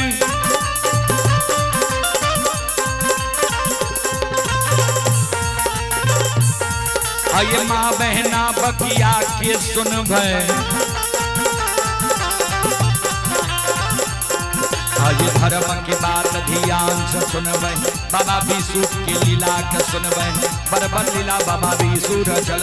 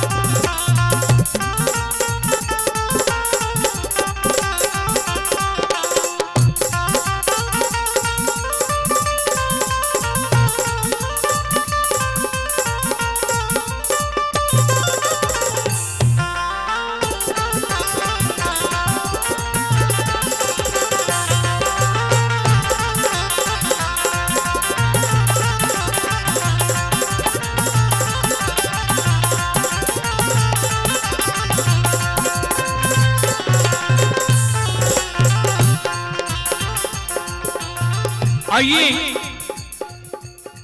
दिनेश बाबू उर्फ झूमर बाबू श्रद्धालु की ओर से श्रद्धा की साथ बड़े उदार दिल से 111 रुपए की पुरस्कार आए हैं। श्रद्धालु को बहुत बहुत धन्यवाद, लाख लाख शुक्रिया, बहुत बहुत साधुवाद। जय हो दानी श्रद्धालु की जय हो, जय हो दानी श्रद्धालु के समस्त परिवार की जय हो।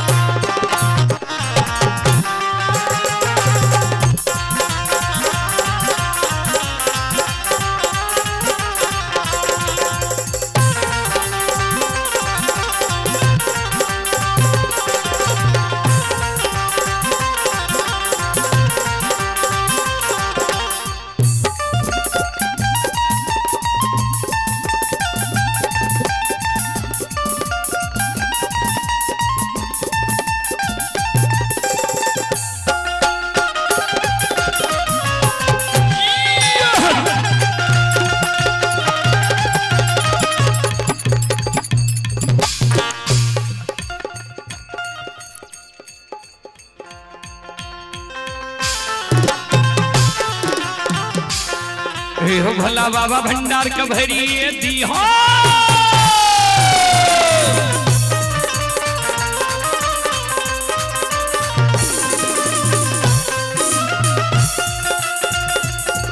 हो भला बाबा भंडार का भरी दी हो, ज्ञान के दीप सरस्वती जलई हो।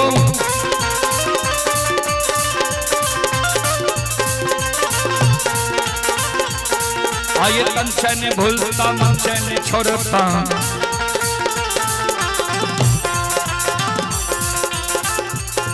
आइए शरीर में सवैया सेवक कहती हो, सेवक के मन के मनोरथ पूरी हो, बिगड़ल काम के विमल बनई हो।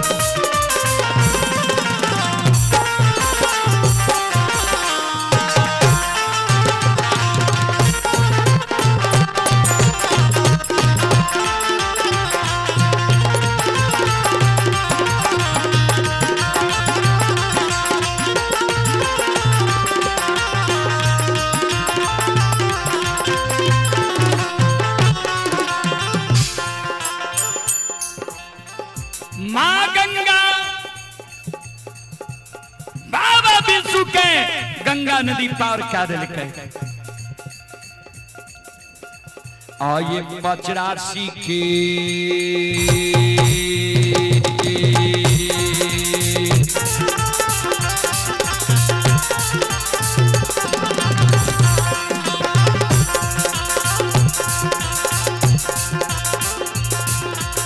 बाबा विष्णु हो पचरासी के बाटा,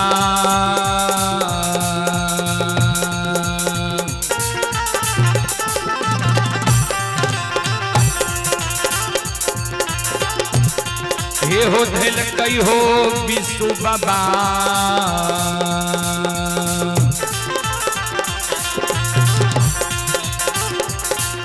पहुँचल घघरी नदी के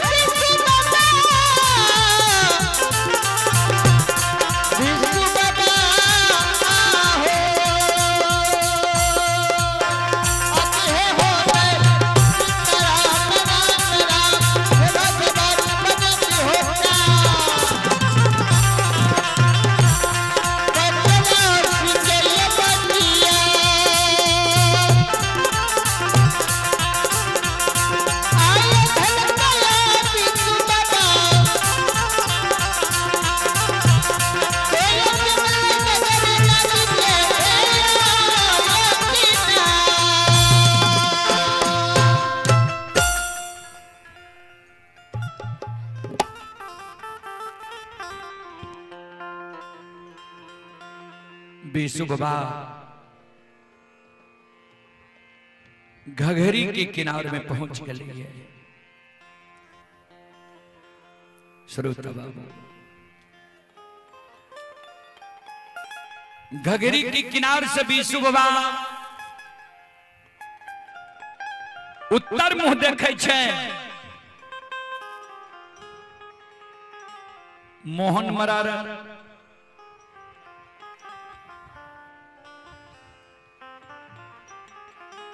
जलकर में माछ मारे रहे।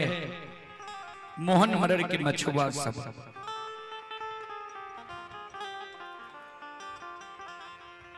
बाबा बीसू मन में सोचे कि हमारे दोस्त ही मछुआ सबके साथ माछ मार रहे हैं। आवाज लगावे मोहन मोहन दोस्त भिट्ठी से हम आए रहलो ये बथान पर जैना हमारा जरूरी है। हमरा पार कर लियो। मोहन मरर जी सुन लगे बीसू बाबा के शब्द। मोहन मरर बीसू बाबा के साथ घात कर ले। कहबे किया मोहन मरर जाति प्रजाति स्वजाति के निमंत्रण देने रहे। ब्राह्मण ठाकुर का निमंत्रण देने रहे। घघरी के किनारे में जीवनार करती है, ध्यान देती है, भोजन करती है सबके।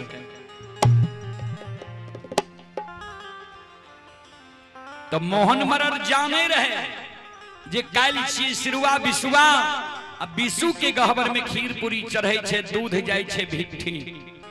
तो बीसू आह कारण आब रहले ये अगर दूध लाके चल जेते हम बथान पर कह के एलिए ये अवधा मनौन के जे काल के सारी दूध हमरा दिहो।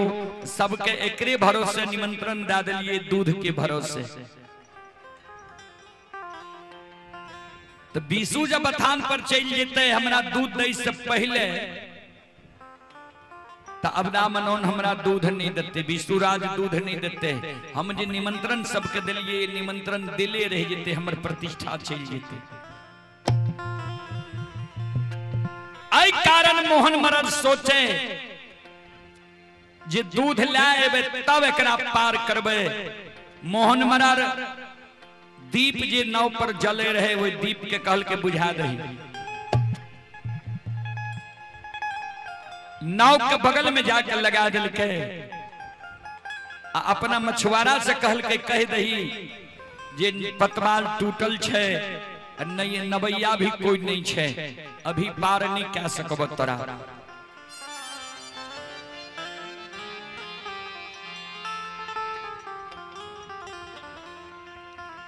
कभी लिखलखिन ये बाबूजी कपटी मित्र नहीं चाहिए,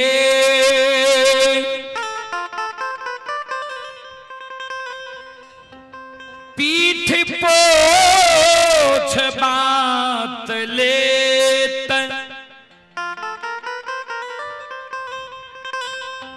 आगे राह चढ़ाई के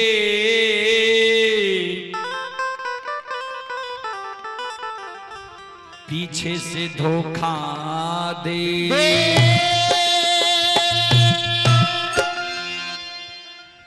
कपटी मित्र नहीं चाहिए, पीठ पोछ बात ले, आगे राह चढ़ाई के पीछे से धोखा दे। सबसे खतरनाक होई छे बाबूजी कपटी मित्र, कपटी दोस्त, कपटी हितैषी। बीसू बाबा के साथ कपट कर दल के आवाज लगा दल के नाव के पतवाल टूटल छे, नवैया नहीं छे, अभी पार नहीं क्या सकबो तोरा।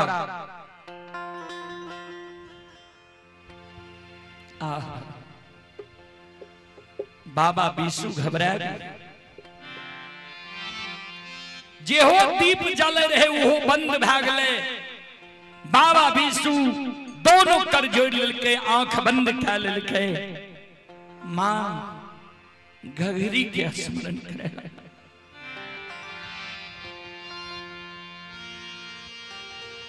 निसी भागर तकरनिया में गंगा पार भैके तोरा किनार में हम एलियो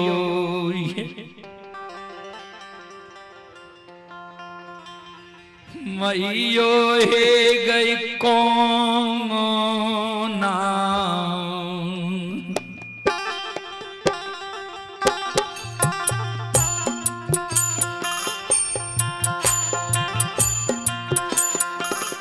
घघरी गे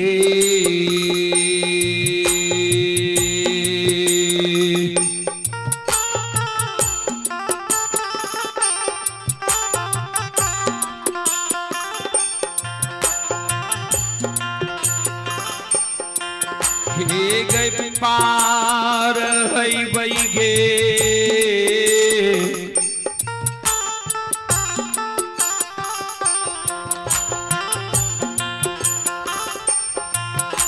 माघा घरे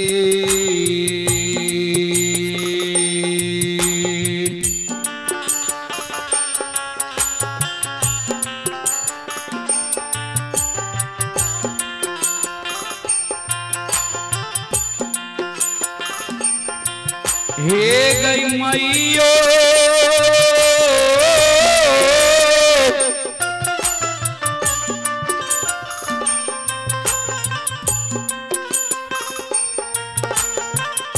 तो रे गे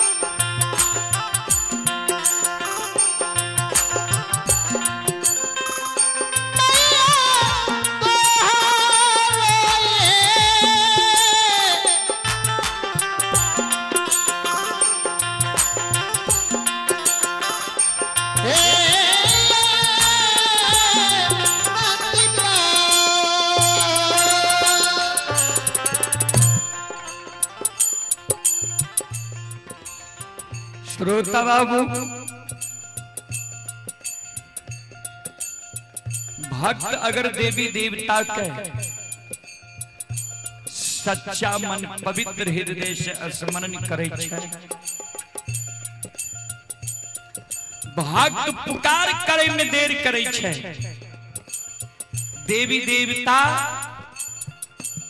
आवे में देर नहीं करे छै।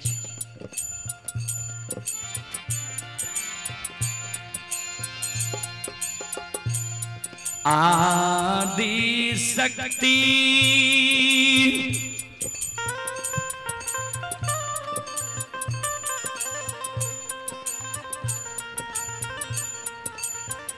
मां घघरी बूढ़ी के रूप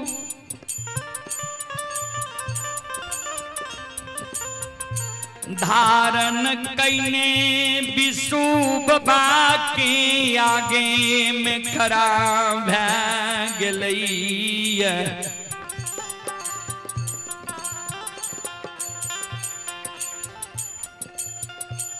किया कान्हा छो घगरी के किनारे में की भेला?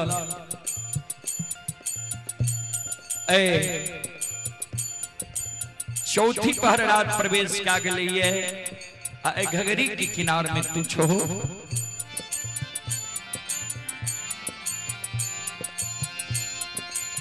बाबा विशु के आंसू गिरे। मां 85 जंगल में हमर गाय ये 85 जंगल जाना छे। घगरी के किनारे में नहीं नाव छे नहीं नवैया छे, कोना पार है में जाना जरूरी छे। नहीं जेबे घर के देवी मां गहिल बेमुख भै जेतै। बूढ़ी रूप में मां घगरी कहे तोरा मालूम नहीं छ जे थोड़े से पानी छे ऐसे तनिए टा आगा जाके। कल के मां हमरा मालूम नहीं है। विशु बाबा के अंगुली पकड़ जगत जननी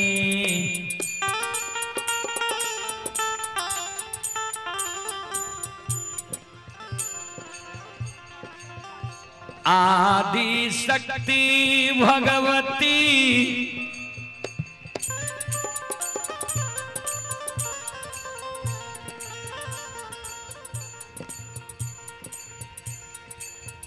मां घघरी विशु बाबा के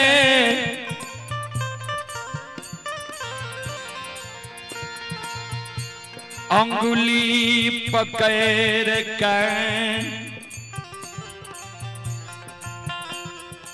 घघरी नदी पार कर लिया।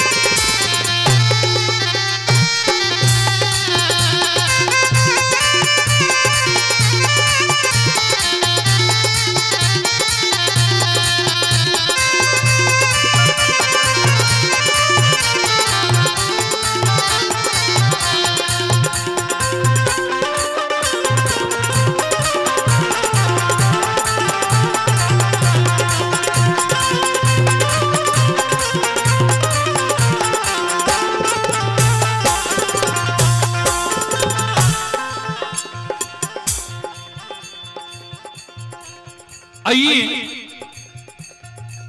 आप हैं अवधेश यादव। अवधेश यादव जी की ओर श्रद्धा के साथ बड़े उदार दिल से 101 रुपये की पुरस्कार आए हैं।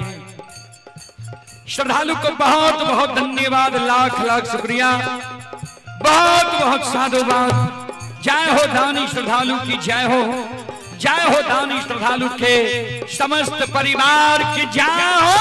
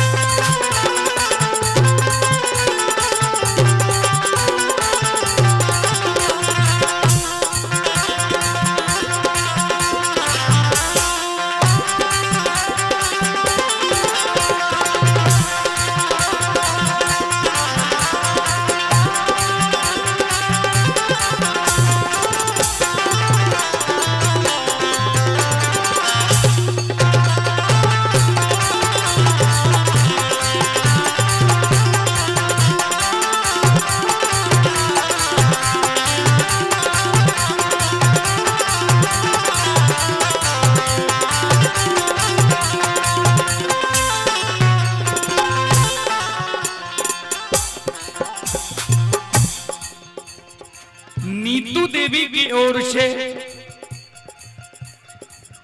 शानदार 11 रुपये की पुरस्कार ऑनलाइन फोन पे के द्वारा आए हैं। राकेश कुमार की ओर से भी 11 रुपये की पुरस्कार आए हैं। श्रद्धालु को बहुत बहुत धन्यवाद, लाख लाख शुक्रिया, बहुत बहुत साधुवाद। जय हो दानी श्रद्धालु की जय हो, उनके समस्त परिवार की जय हो।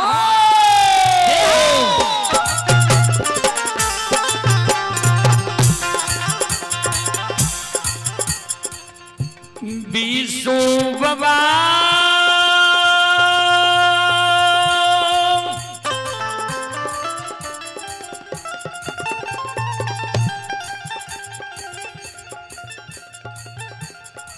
घाघरे पार होइया,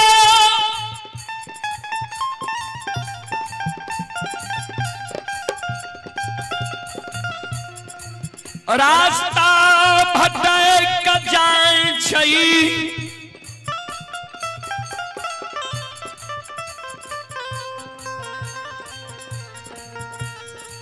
क्या त बाबूजी जय मानव के काल गणेश ले छै ने, बुद्धि विनाश भए जाइ छै, दिशा भटक जाइ छै। बीसू बाबा पर काल गणेश लेलकैया। कवि लिखलखिन सुमरन करहु राम के, काल गहे करके ना जानो कब मारी है, का घर का परदेश।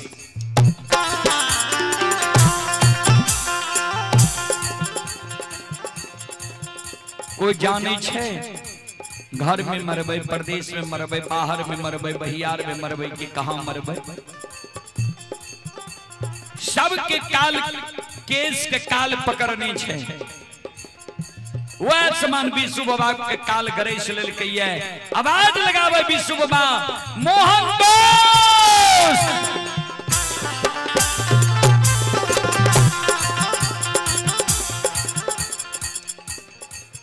हे यो रहिया भटक गेलियै,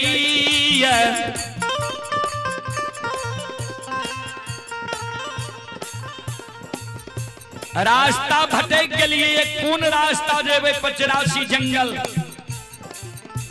अगर यहाँ सुतल छियै नींद त्यागू, सूजागंज बाजार से मलुआ खैनी यहाँ लगला के लिए दोनों दोस्त एक बेर खैनी खा लिया।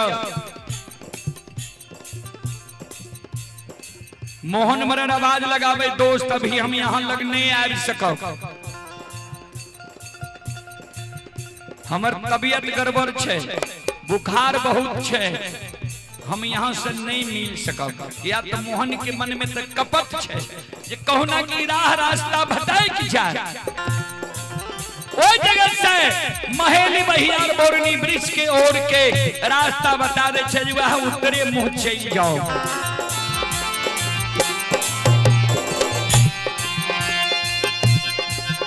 आओ ये भगती ये भजन के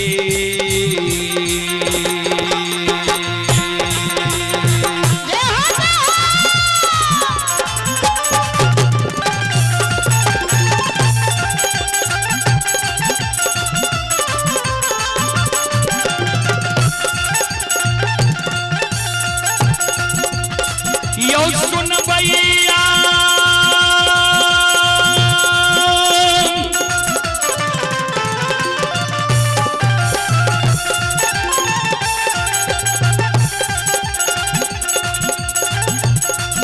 आयो भगती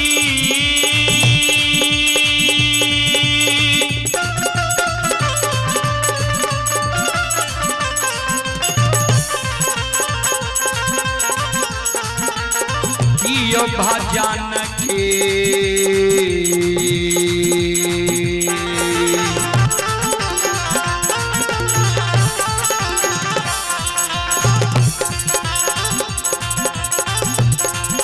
रसिल बाछी समाज बाबा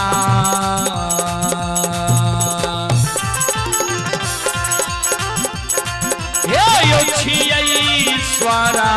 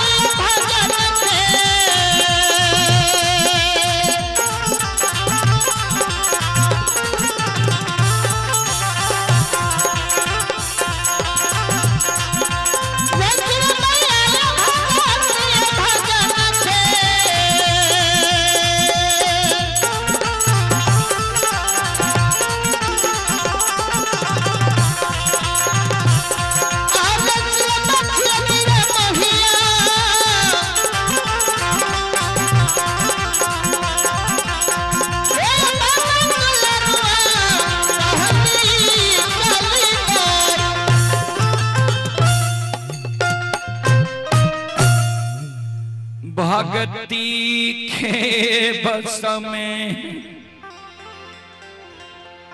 भगवान आन बसैया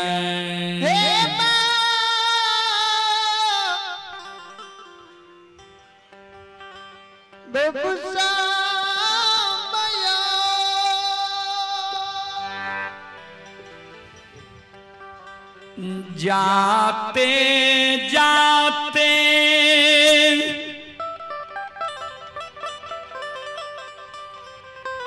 बाबा बिसु महली बहियार बोरनी वृक्षला पहुँच जाय छै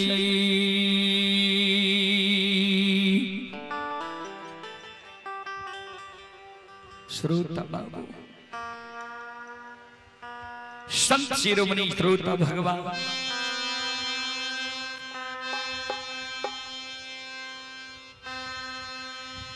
बाबा बिसु बोरनी वृक्ष महली बहियार पहुंचे छे। देख के बाबा बिसु मन में सोच है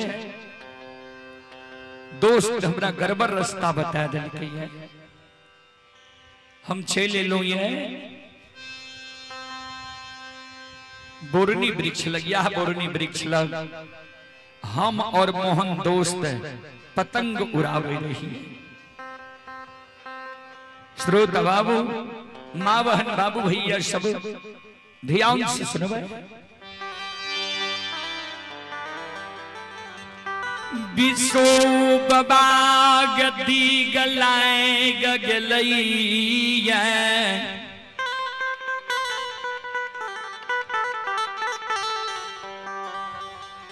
दिशा के ज्ञान समाप्त भै गेलै।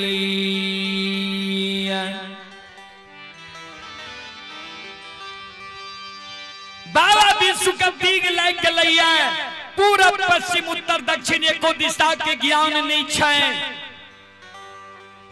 जे कोने एहि जगह से 85 जंगल छै, कोने लौआ लगाम छै, और कोने भिट्ठी नगरी से हम एलियै।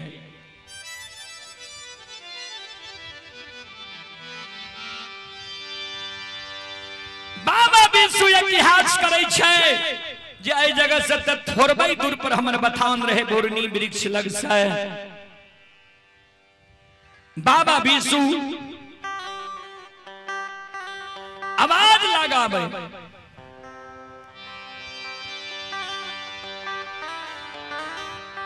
अवधान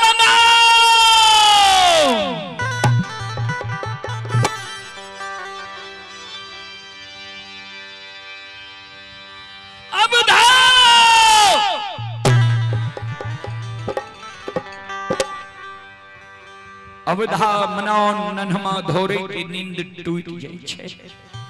तान में जे आवाज गेले, लेकिन स्पष्ट आवाज नहीं सुन सकल। अवधा मनोन कहे, नन्हवा कोई आवाज लगा रहे ये हमर नाम धा धा के।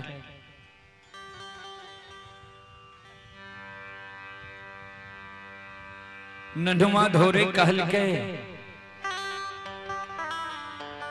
जी आधी रात में एक आवाज में ककरे जवाब नहीं दे के चाहिए। जंगल छी, भूत प्रेत भी मानव के आवाज में आवाज लगा के शोर पारे छी।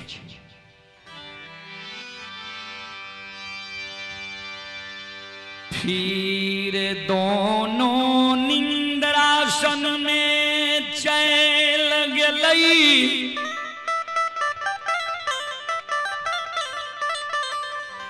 नींद में सुइत गई बाबा विशुराज बोरनी। वृक्ष पर से करुण रूपी शब्द में आवाज लगाओ। मन में सोचे, अवधा मनोन नन्हमा धोरे झोपड़ी में सुतल है छे, ते आवाज नहीं सुनै छे। करुणा सार हम रहते बथान पर।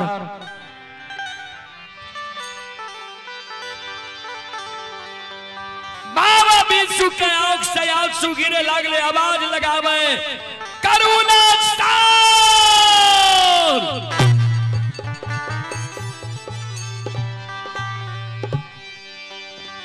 करुणा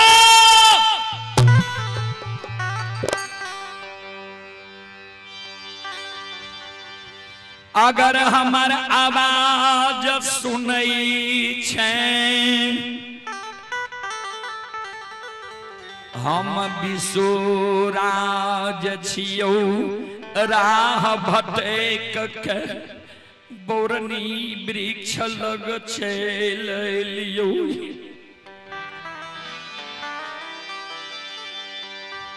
हेरै पूरब पश्चिम उत्तर दक्षिण, एको दिशा के ज्ञान हमरा नहीं छो। करुणा बड़ा शौक से तोरा हम पूछलियो, जो हमार आवाज सुनै छै, आ एका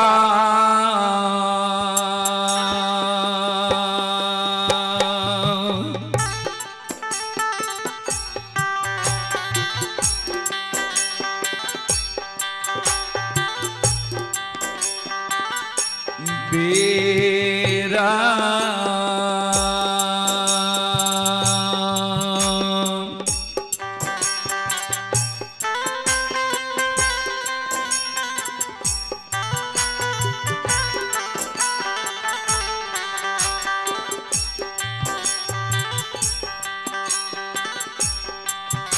आई आई आई औ ये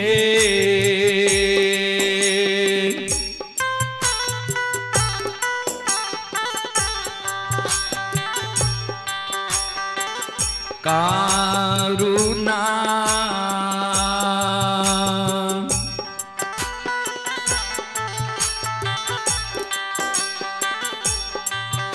आई आई आई ओ महू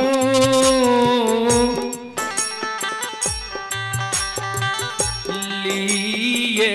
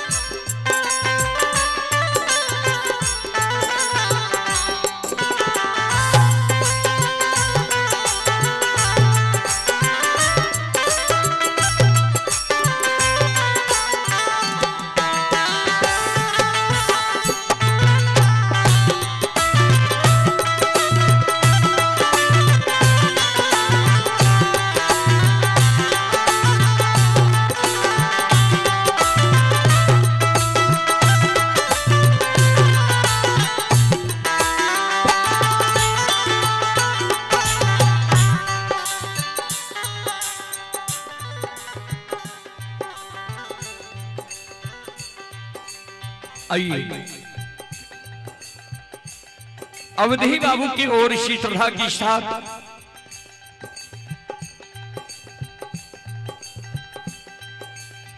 बड़े उदार दिल से श्रद्धा के साथ बड़े उदार दिल से शानदार 101 रुपए की पुरस्कार आए हैं। श्रद्धालु को बहुत बहुत धन्यवाद, लाख लाख शुक्रिया, बहुत बहुत साधुवाद। मुन्ना कुमार यादव जी की ओर से श्रद्धा की साथ बड़े उदार दिल से ऑनलाइन फोन पे के द्वारा 11 रुपए की पुरस्कार आए हैं। श्रद्धालु को बहुत बहुत धन्यवाद, लाख लाख शुक्रिया। नीतू देवी की ओर से 11 रुपए की पुरस्कार आए हैं। राकेश कुमार की ओर से भी 11 विकी पुरस्कार ऑनलाइन फोन पे के द्वारा आए हैं। श्रद्धालु को बहुत बहुत धन्यवाद, लाख लाख शुक्रिया, बहुत बहुत साधुवाद। जय हो दानी श्रद्धालु की जय हो, उनके समस्त परिवार की जय हो।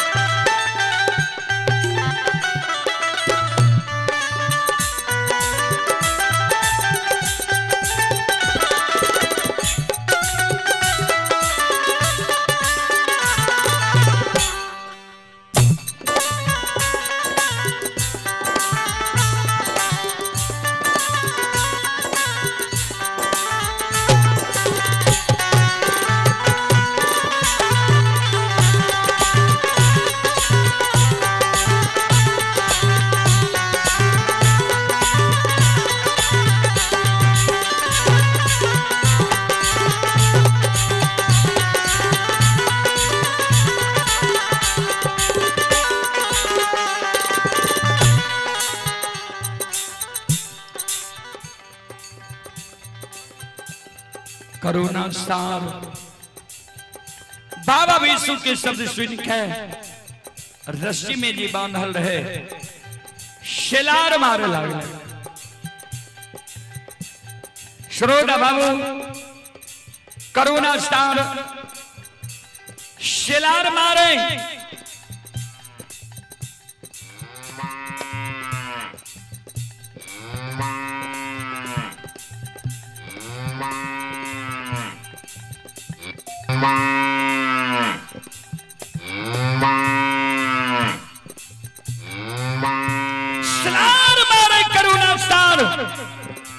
रस्सी तोड़ दल कैया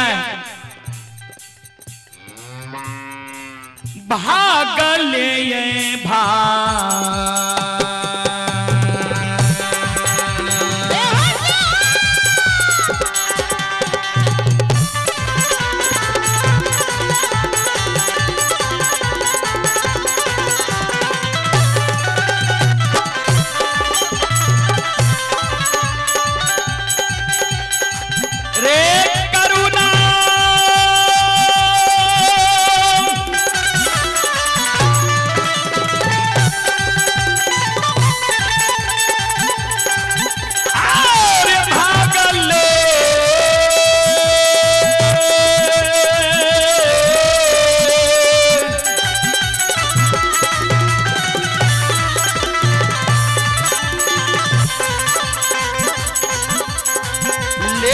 भागले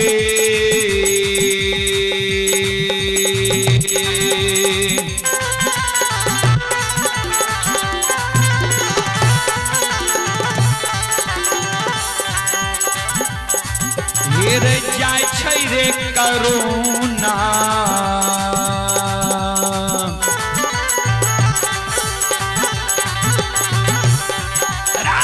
जाय छै विष्णु बाबा के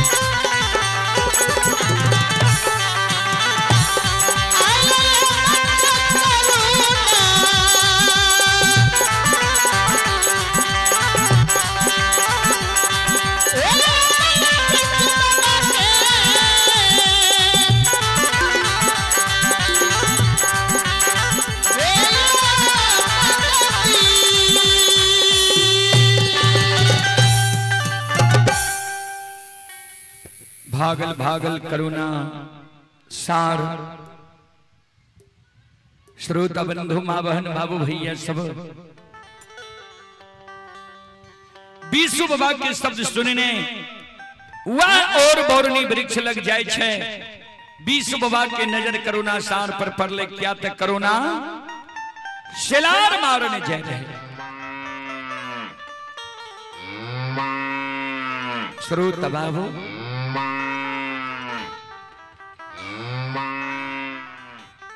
बाबा बीसु करुणा सार के साथ साथ आवे छे बथान पर।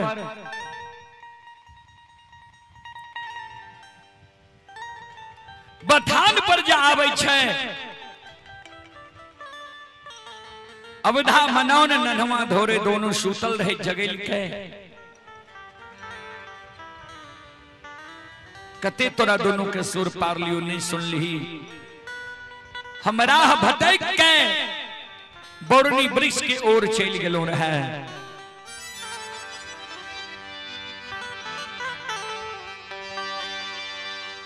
नन्हमा धोरे कहे निशी भाग रात में कखन चल रहा जे अभी पहुंचल ये कल के भर रात चलते छी। नन्हमा धोरे के कल के बाबा बीसु नन्हमा अवधा मनोन के कही सवेरे सवेरे दूध ला के भिट्ठी चल जेते।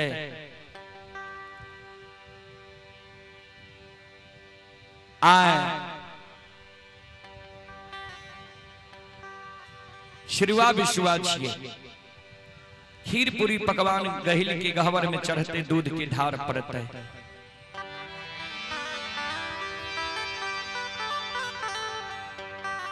नन्हमा धोरे अवधा मनोन के कहे अवधा कहे हम नहीं जेबा। जा भैया के कहियो हम नहीं जेबे। भैया अपने से दूध ला के जेते। बीसु बाबा कहे नन्हमा सिरुआ विश्वा भाभी देवर के भी पर्व होई छे। एहि कारण अवधा मनौन के ही जायल पड़ते। तो अवधा के कही जे अवधे दूध ला के जेते आ भिट्ठी नगरी। अवधा कहल के कर जोड़ लेलके जे शाम में तोहर दोस्त मोहन मरर एला रहा जे काल सारी दूध हमरा दिहे। काल जाति स्वजाति प्रजाति ब्राह्मण ठाकुर के निमंत्रण देने छिए। गगरी के किनार में जीवनार देबे छाकी जीवनार देबे सबके भोजन करेबे।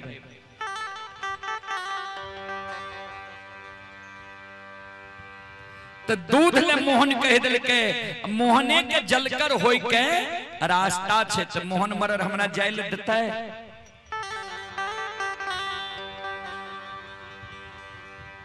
बाबा विशु कल के सोन दोस्त के दूध ने चाहिए।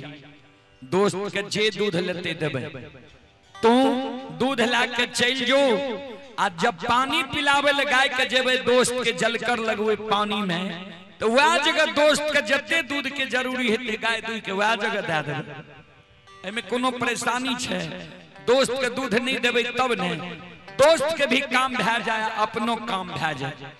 तू दूध ला के जो हम जानबे दोस्त जानबे।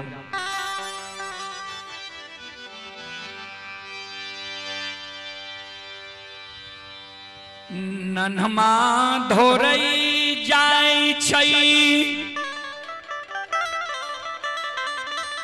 अवधा मनौन के घघरी पार के दै छई। अब विशु बाबा कहल के नन्हमा धोरे के हम आराम करे छियो। भोर रात जाग लिया। दोस्त अगर दूध ले एते कहीं गाय के पानी पिलावे ले जेबे ओकरे बधाली जलकर लगवे जगह ओकरा हम गाय दूह के दूध दे देबे। बाबूजी कवि लिखनी है होई ही सोई जो राम रचि राखा को करी तार कै बढ़ावहि शाखा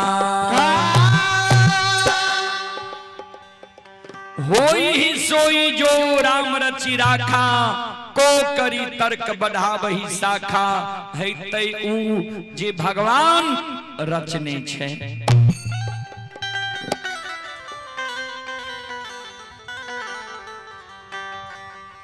इन्हें बाबा बीसू के दोस्त मोहन मरर जे ही लिखे जे अवधा मनोहन दूध लाके जा रहले ये भिट्ठी क्रोध है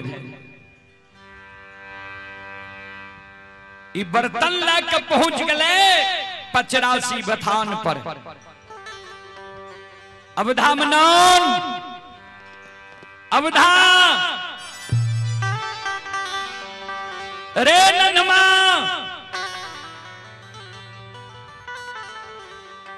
नन्हमा धोरे ले की कहे छा कल के दूध ला।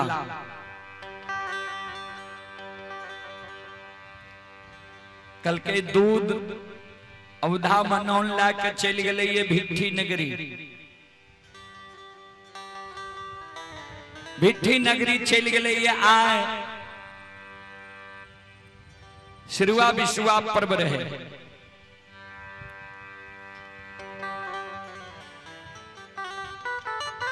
जहिना भिट्ठी नगरी कल के नन्हुआ धोरे रात में ही सामे में आब के कह दिलियो रहने जे सारी दूध रह दिए जाति प्रजाति स्वजाति ब्राह्मण ठाकुर के निमंत्रण देने छिए सबके भोजन करेबे घघरी के किनार में।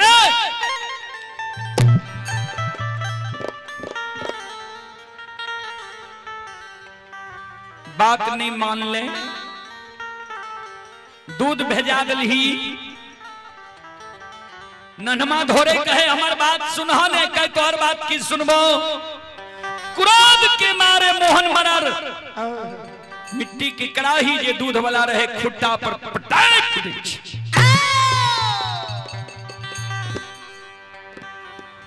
खुटा पर पटक दल के बर्तन फूट गए। नन्हमा धोरे के क्रोध है गए हमरा बथान पर आब के तू ए बर्तन के फरलह अब सगुन क्या दलह ये। नन्हमा धोरे अब मोहन मरर में भीड़ जाय छे उठा पटक में मार पीट के ले छे।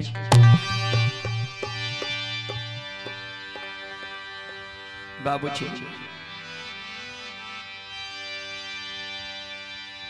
बाबा विशु के नींद टूटलई है। बाबा विशु देखे छे मोहन मरर नन्हमा धोरे भीरल छे। नन्हमा के पकड़े रे नन्हमा एहन अन्याय किया केलही तो। कल के आब के बथान पर अब सगुन क्या दिल के ये बर्तन फोड़ दिल के हमरा खुट्टा पर और खुट्टा पर बर्तन फोड़ने अब सगुन होई छे। एकरा जब हम कहे छिए जे तोरा घघरी किनार में ही गाय दूह के दे दबो ई बात नहीं मानलक।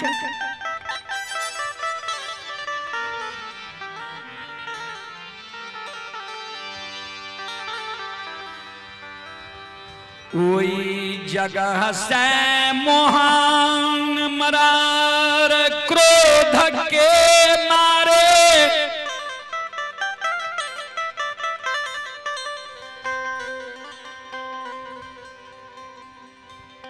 भागल भागल गिरही भवन जाय छै। माय बहुरा लग बैठ के कानैया आंसू गिरई छै।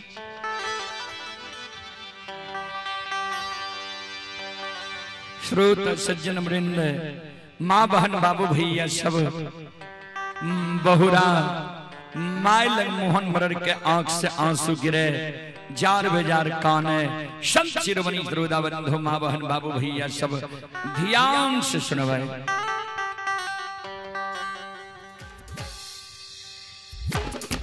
हे सुनो सुनो सुनवैया सुनवई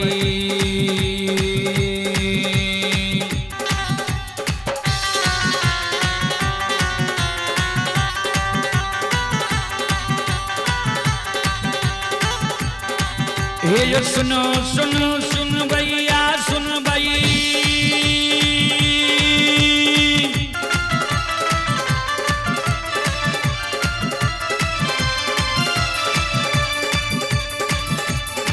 हे यो सुनो सुनो यो सुन भैया सुन भाई, यो गवैया बजवैया सुन भाई।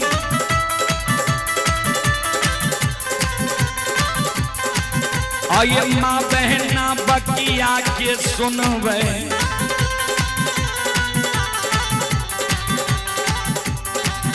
आये धर्म की बात ध्यान से सुनवे, बाबा विशु की लीला के सुनवे, बरबर लीला बाबा विशुर कलका।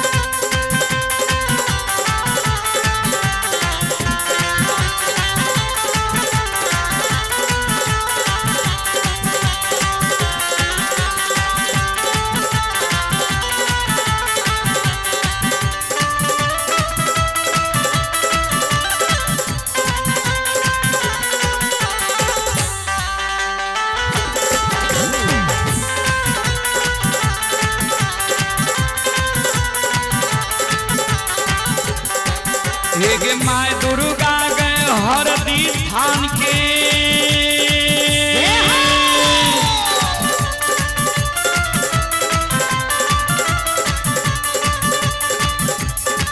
हे माय दुर्गा गए हरदी थान के, माय भगवती ये मैना गाम के।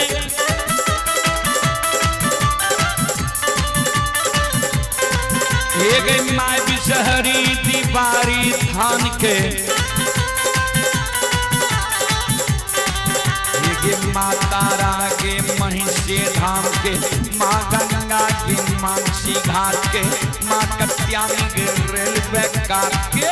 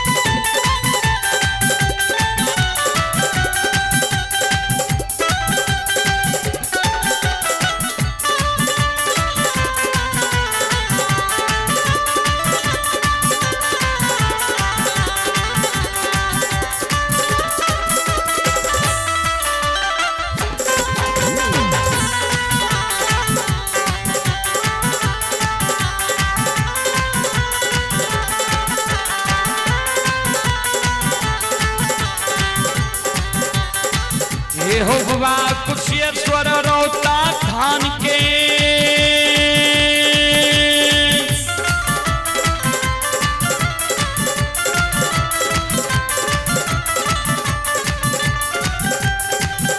हो बाबा कुशेश्वर रौता धान के,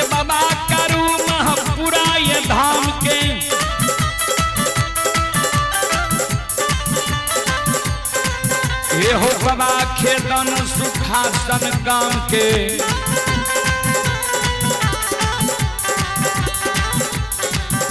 हो बाबा हो रुघनी बलमपुर गाम के बाबा ये बैल चन बिरी गमेल के बउआ बक्सर गढ़िया गाम के बाबा विष्णु योग पचराशि के।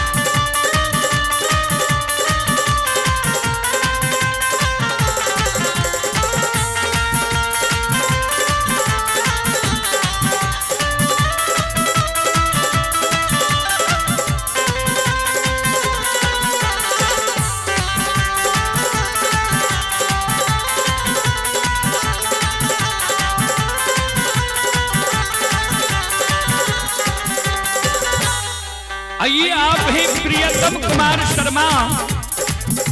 प्रियतम कुमार शर्मा जी की ओर से श्रद्धा के साथ बड़े उदार दिल से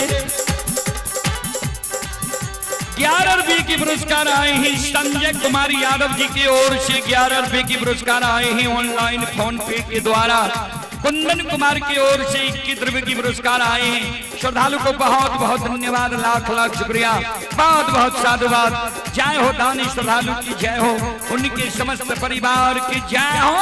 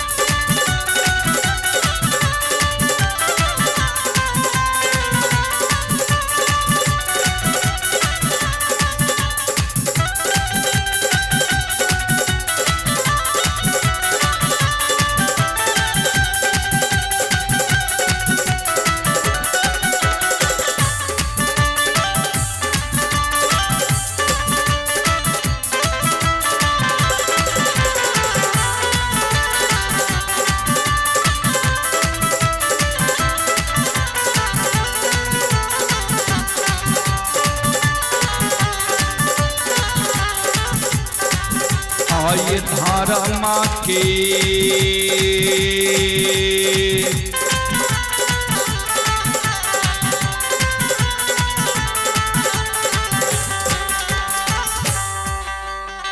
हे यो बाबा धारमा के लीला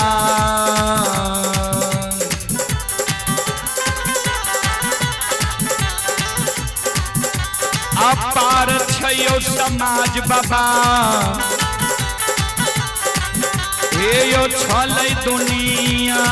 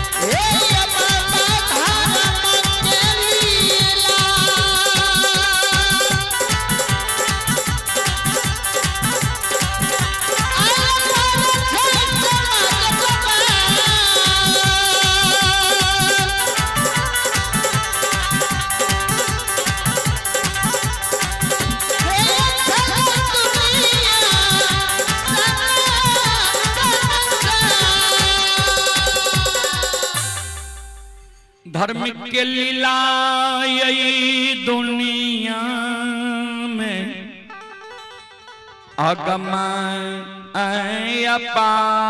अपार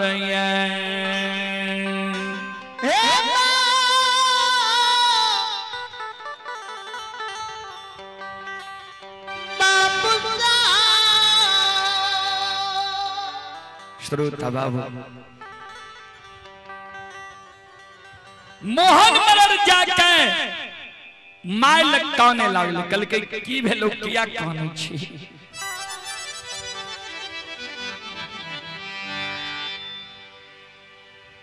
कहल कई आय बिसुआ के नन्हवा धुरई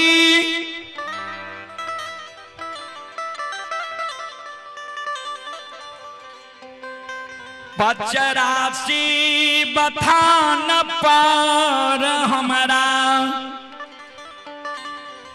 धक्का मुक्का कैल कईया हमरा प्रतिष्ठा पर परा दिल कईया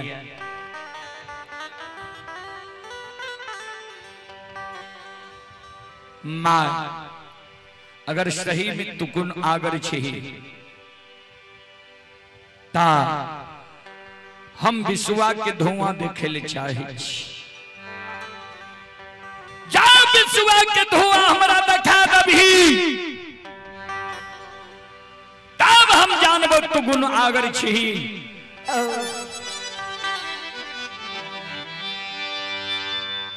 श्रोता बंधु मां बहन बाबू भैया सब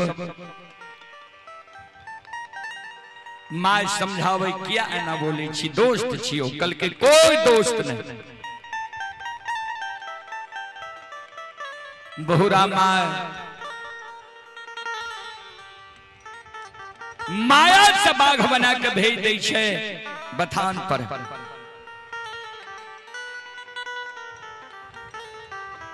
नन्हमा धोरे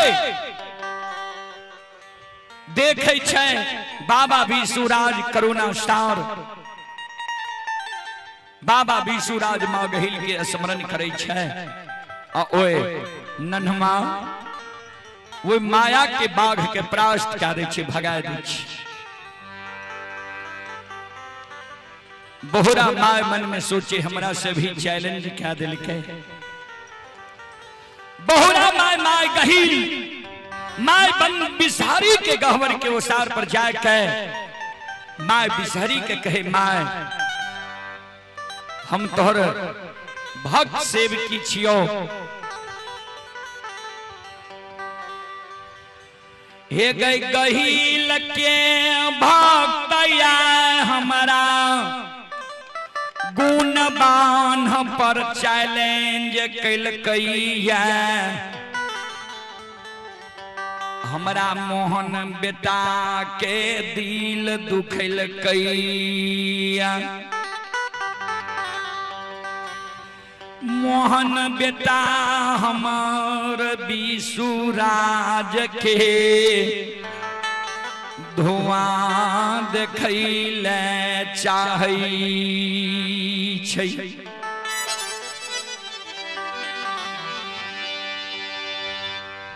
मां बंदी बिसहरी प्रत्यक्ष भा गेलै बोल सब करा ले जे विशु के धुआं देखेल हमर बेटा चाहे छै मां बंदी बिसहरी बहुरा मर्रन के सत में पैर के मां गहील के गहवर के उसार पर भिट्ठी पहुंच गए गहील के मना ले छे गहील से सत करा ले छे जे विशु के जीव हमरा दान में दे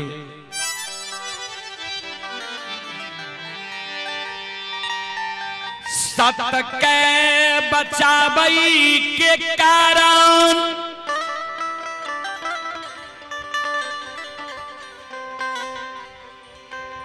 मां गहील सत के बस में पैर गिलिए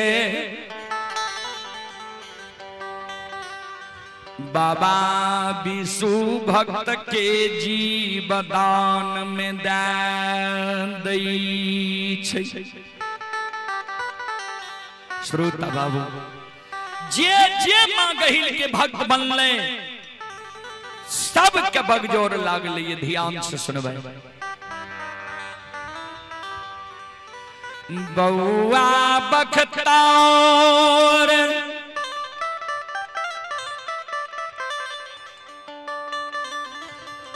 माय गहिल के भक्त बनलई बाबा बउआ बख्तौर के।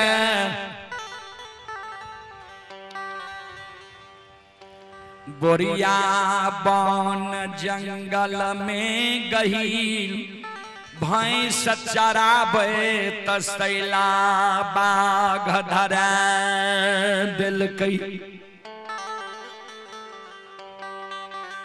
रघुनी बाबा मां गहिल के भक्त बनले कर झेल चौर में बाबा रघुनी के। झबरा बाघ से जीव घात करा दिलकै।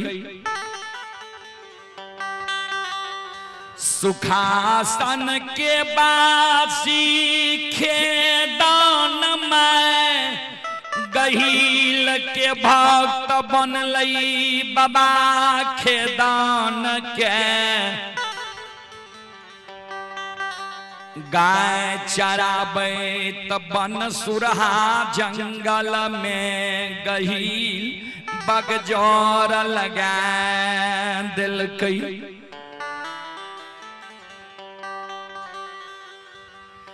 बाबा विशुराज माय गहिल के भक्त बनलई बाबा विशुराज के। 85 जंगल में आए बगजोर लगा रहलई।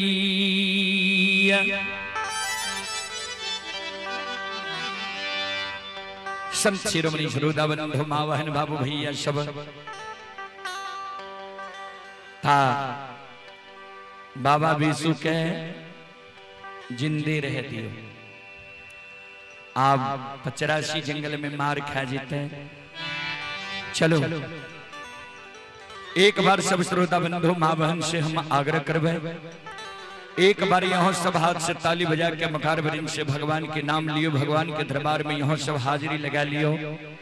और मौसम बेमौसम है ले जा रहे है, हमरो सबके बहुत दूर जेने छे, 6 से 7 घंटा लग जाए छे जाए। चलो तो अपने सब श्रोता बंधु माँ बहन के माँ बहन से एक बार आग्रह करबे, दोनों हाथ उठा के एक बार ताली बजाबू। अब भगवान के नाम लियो सब श्रोता बंधु माँ बहन बाबू भैया सब। सीताराम सीताराम सीताराम कहिए, जाहि विधि राखे राम ताहि विधि रहिए। सीताराम सीताराम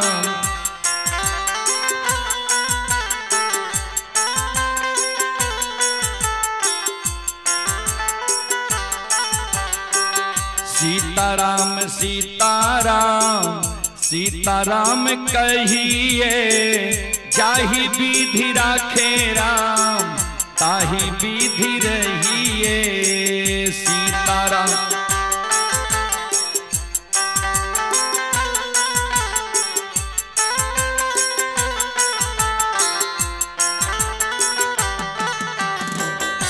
मन में हो राम राम नाम से बहात में, तो अकेला नहीं प्यारे राम जी तेरे साथ में। मन में हो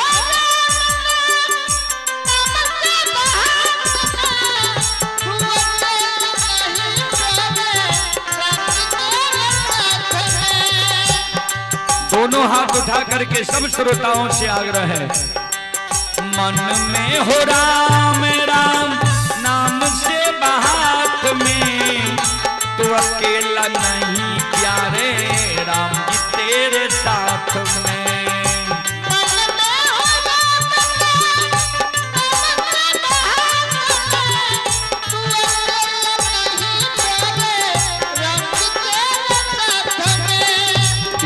का विधान जान, विधि का विधान जान, हानि लाभ सहिए, चाहे विधि राखे राम, ताहि विधि रहिए। सीताराम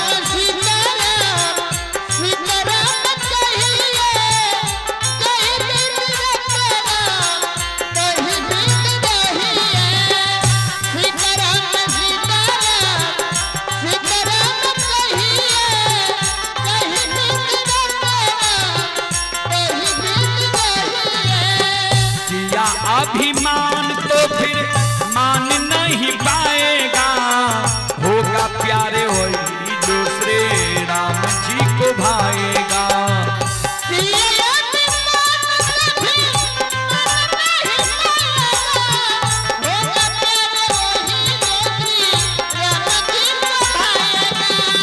किया अभिमान तो फिर मान नहीं पाएगा, होगा प्यारे वही राम जी को भाएगा।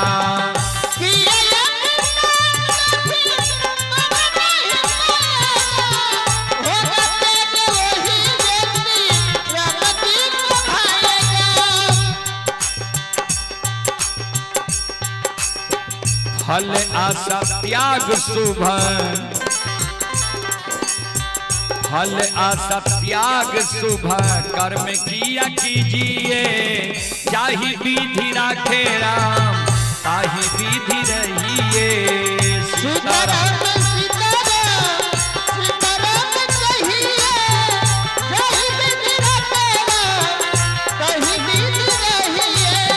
सीताराम सीताराम सीताराम कहिए, चाहे विधि राखे राम, ताहि विधि रहिए।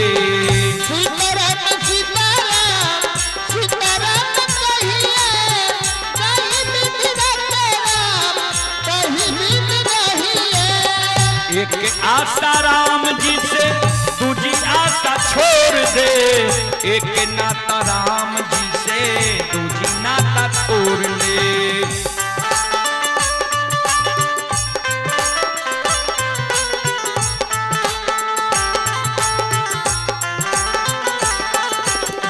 एक आशा राम जी से दूजी आशा छोड़ दे, एक नाता राम जी से दूजी नाता तोड़ ले।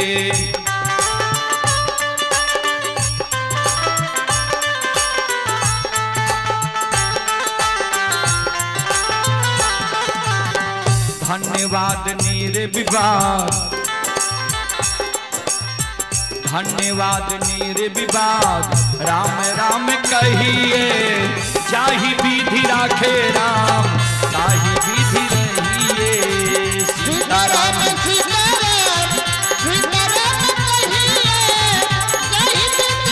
दोनों हाथ उठा करके सब श्रोता सब मां बहनों से आग्रह, जय हो जय हो जय हो।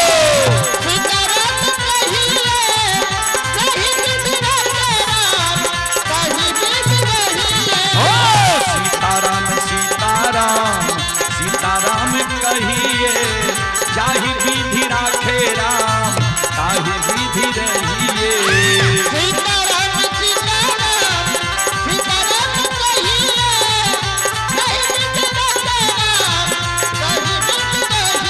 हो चाहे विधि राखे राम, ताहि विधि रहिए।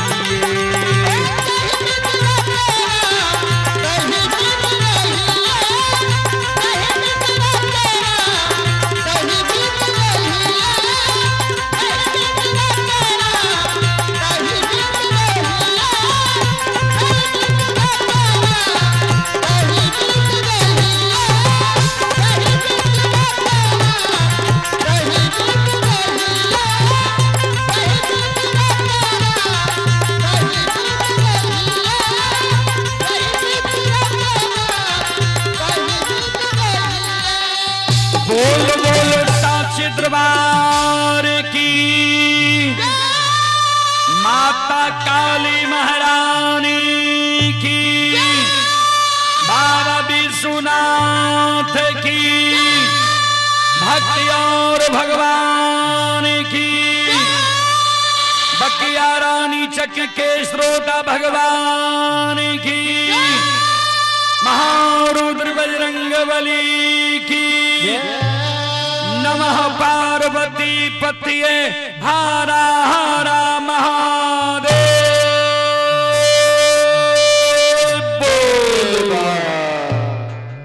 चलो अपने सब श्रोता बंधु मां बहन से अब हम क्षमा चाह, माफ करियो। फिर कभी सेवा के मौका मिलता है हम सेवा करे के प्रयास करब। अपने सुन लो मां भगवती धर्मगाथा भगायत मंडली, गायक रुदल पंजियार, ग्राम पंचायत बेलवारा, प्रखंड सिमरी बख्तियारपुर जिला सहरसा। जिन नन्हा मन्हा बाल कलाकार के स्वर में अपने सब बार बार रुदल पंजियार यूट्यूब चैनल के द्वारा व Rudal Panjiyar Facebook page Maithili hit Bhagat channel के द्वारा अपने सब भक्ति प्रसारण सुने है ता अपने सब श्रोता बंधु मां बहन से क्षमा चाहो, माफ करियो।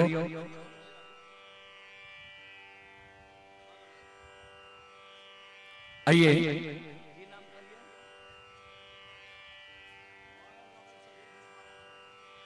आइए मांगन बाबू सभी भैसवार के और से श्रद्धा के साथ बड़े उदार दिल से शानदार 501 रुपये के पुरस्कार आए हैं। बहुत बहुत धन्यवाद, बहुत बहुत साधुवाद जी। जेना 6 घंटा लागे छे गाड़ी पर बैसल बैसल, मौसम गड़बड़ भए रहल। अब ता एगो भोला बाबा के भजन आज सोमवार छिए ता एक भजन के बाद हम वाणी के विराम देव। चलो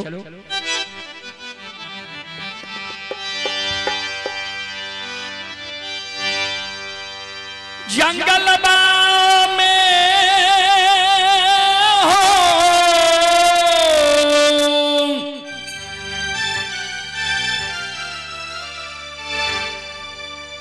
जंगल में हो, जंगल में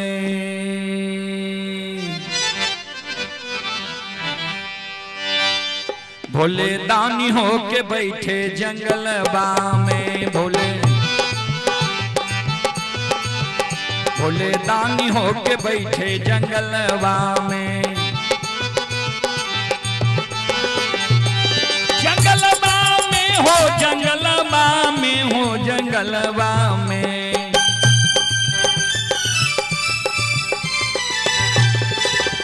भोले दानी हो के बैठे जंगलवा में, भोले दानी हो के बैठे जंगलवा में।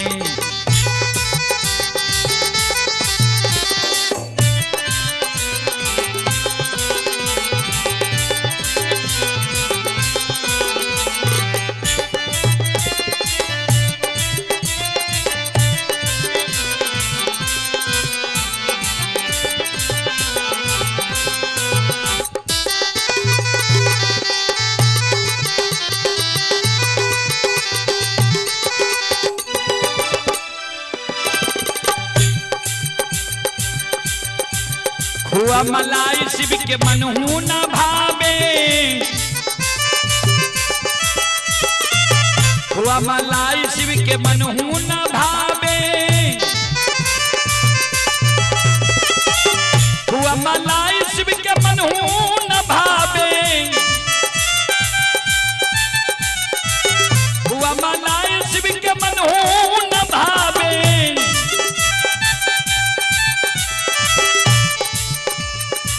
भांग के झोला बगलबा में,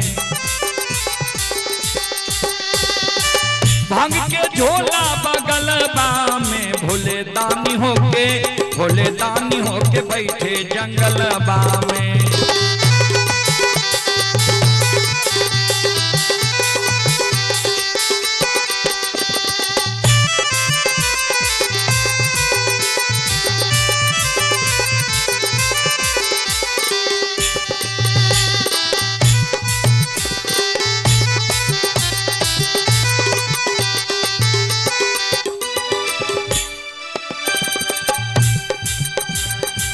साला दो साला शिव के मनहू न भावे, साला दो साला शिव के मनहू न भावे, साला दो साला शिव के मनहू न भावे, साला दो साला शिव के मनहू न भावे।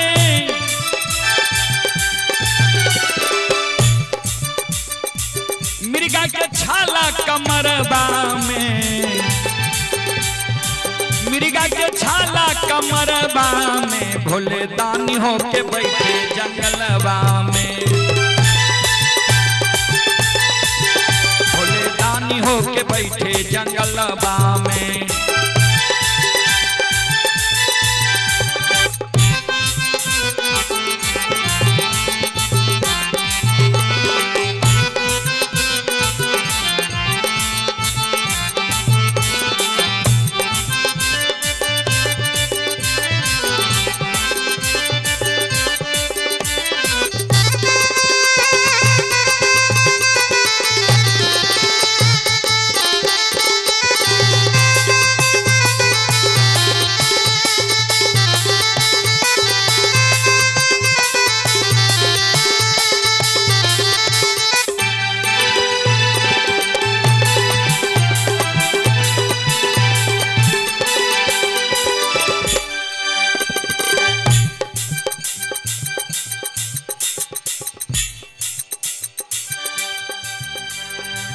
महल अटार शिव के मनहू न भावे, महल अटार शिव के मनहू न भावे, महल अटार शिव के मनहू न भावे, महल अटार शिव के मनहू न भावे।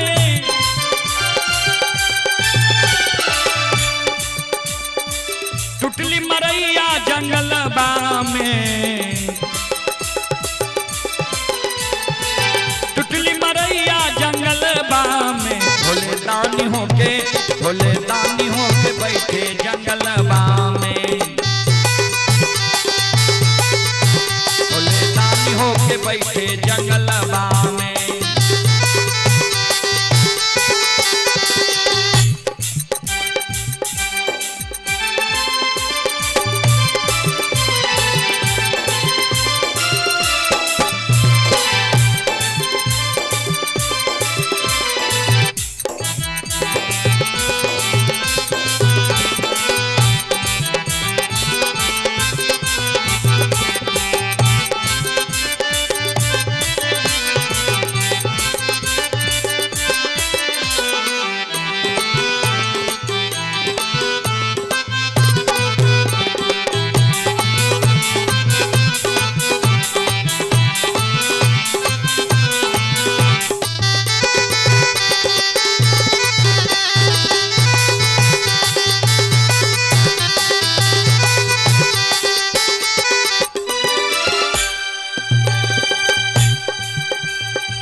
ढोलक हारमोनियम शिव के मनहू न भावे,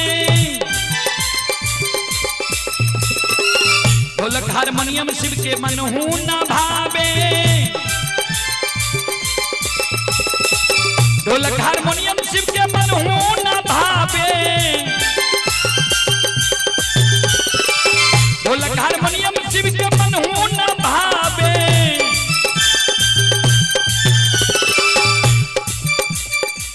शिव के डमरुआ त्रिशूलबा में, शिव के डमरुआ त्रिशूलबा में, भोले दानी होके, भोले दानी होके, भोले दानी होके बैठे जंगलबा में,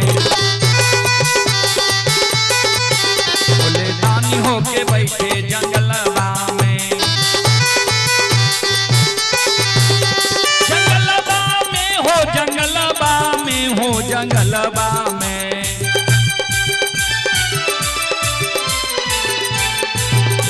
जंगलबा में हो, जंगलबा में हो, जंगलबा में, भोले दानी होके बैठे जंगलबा में, भोले दानी होके बैठे जंगलबा में, भोले दानी होके बैठे जंगलबा में, भोले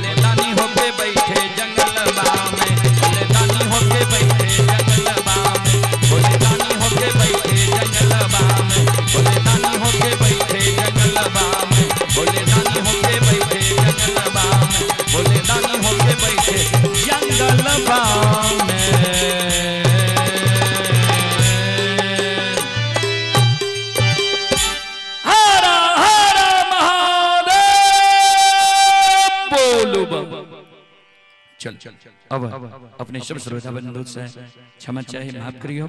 फिर कभी सेवा के मौका मिलता है हम सेवा करे के प्रयास करब। जय बाबा धर्मराज, जय बाबा बजरंगबली, जय हिंद, जय भारत, जय संत, जय समाज।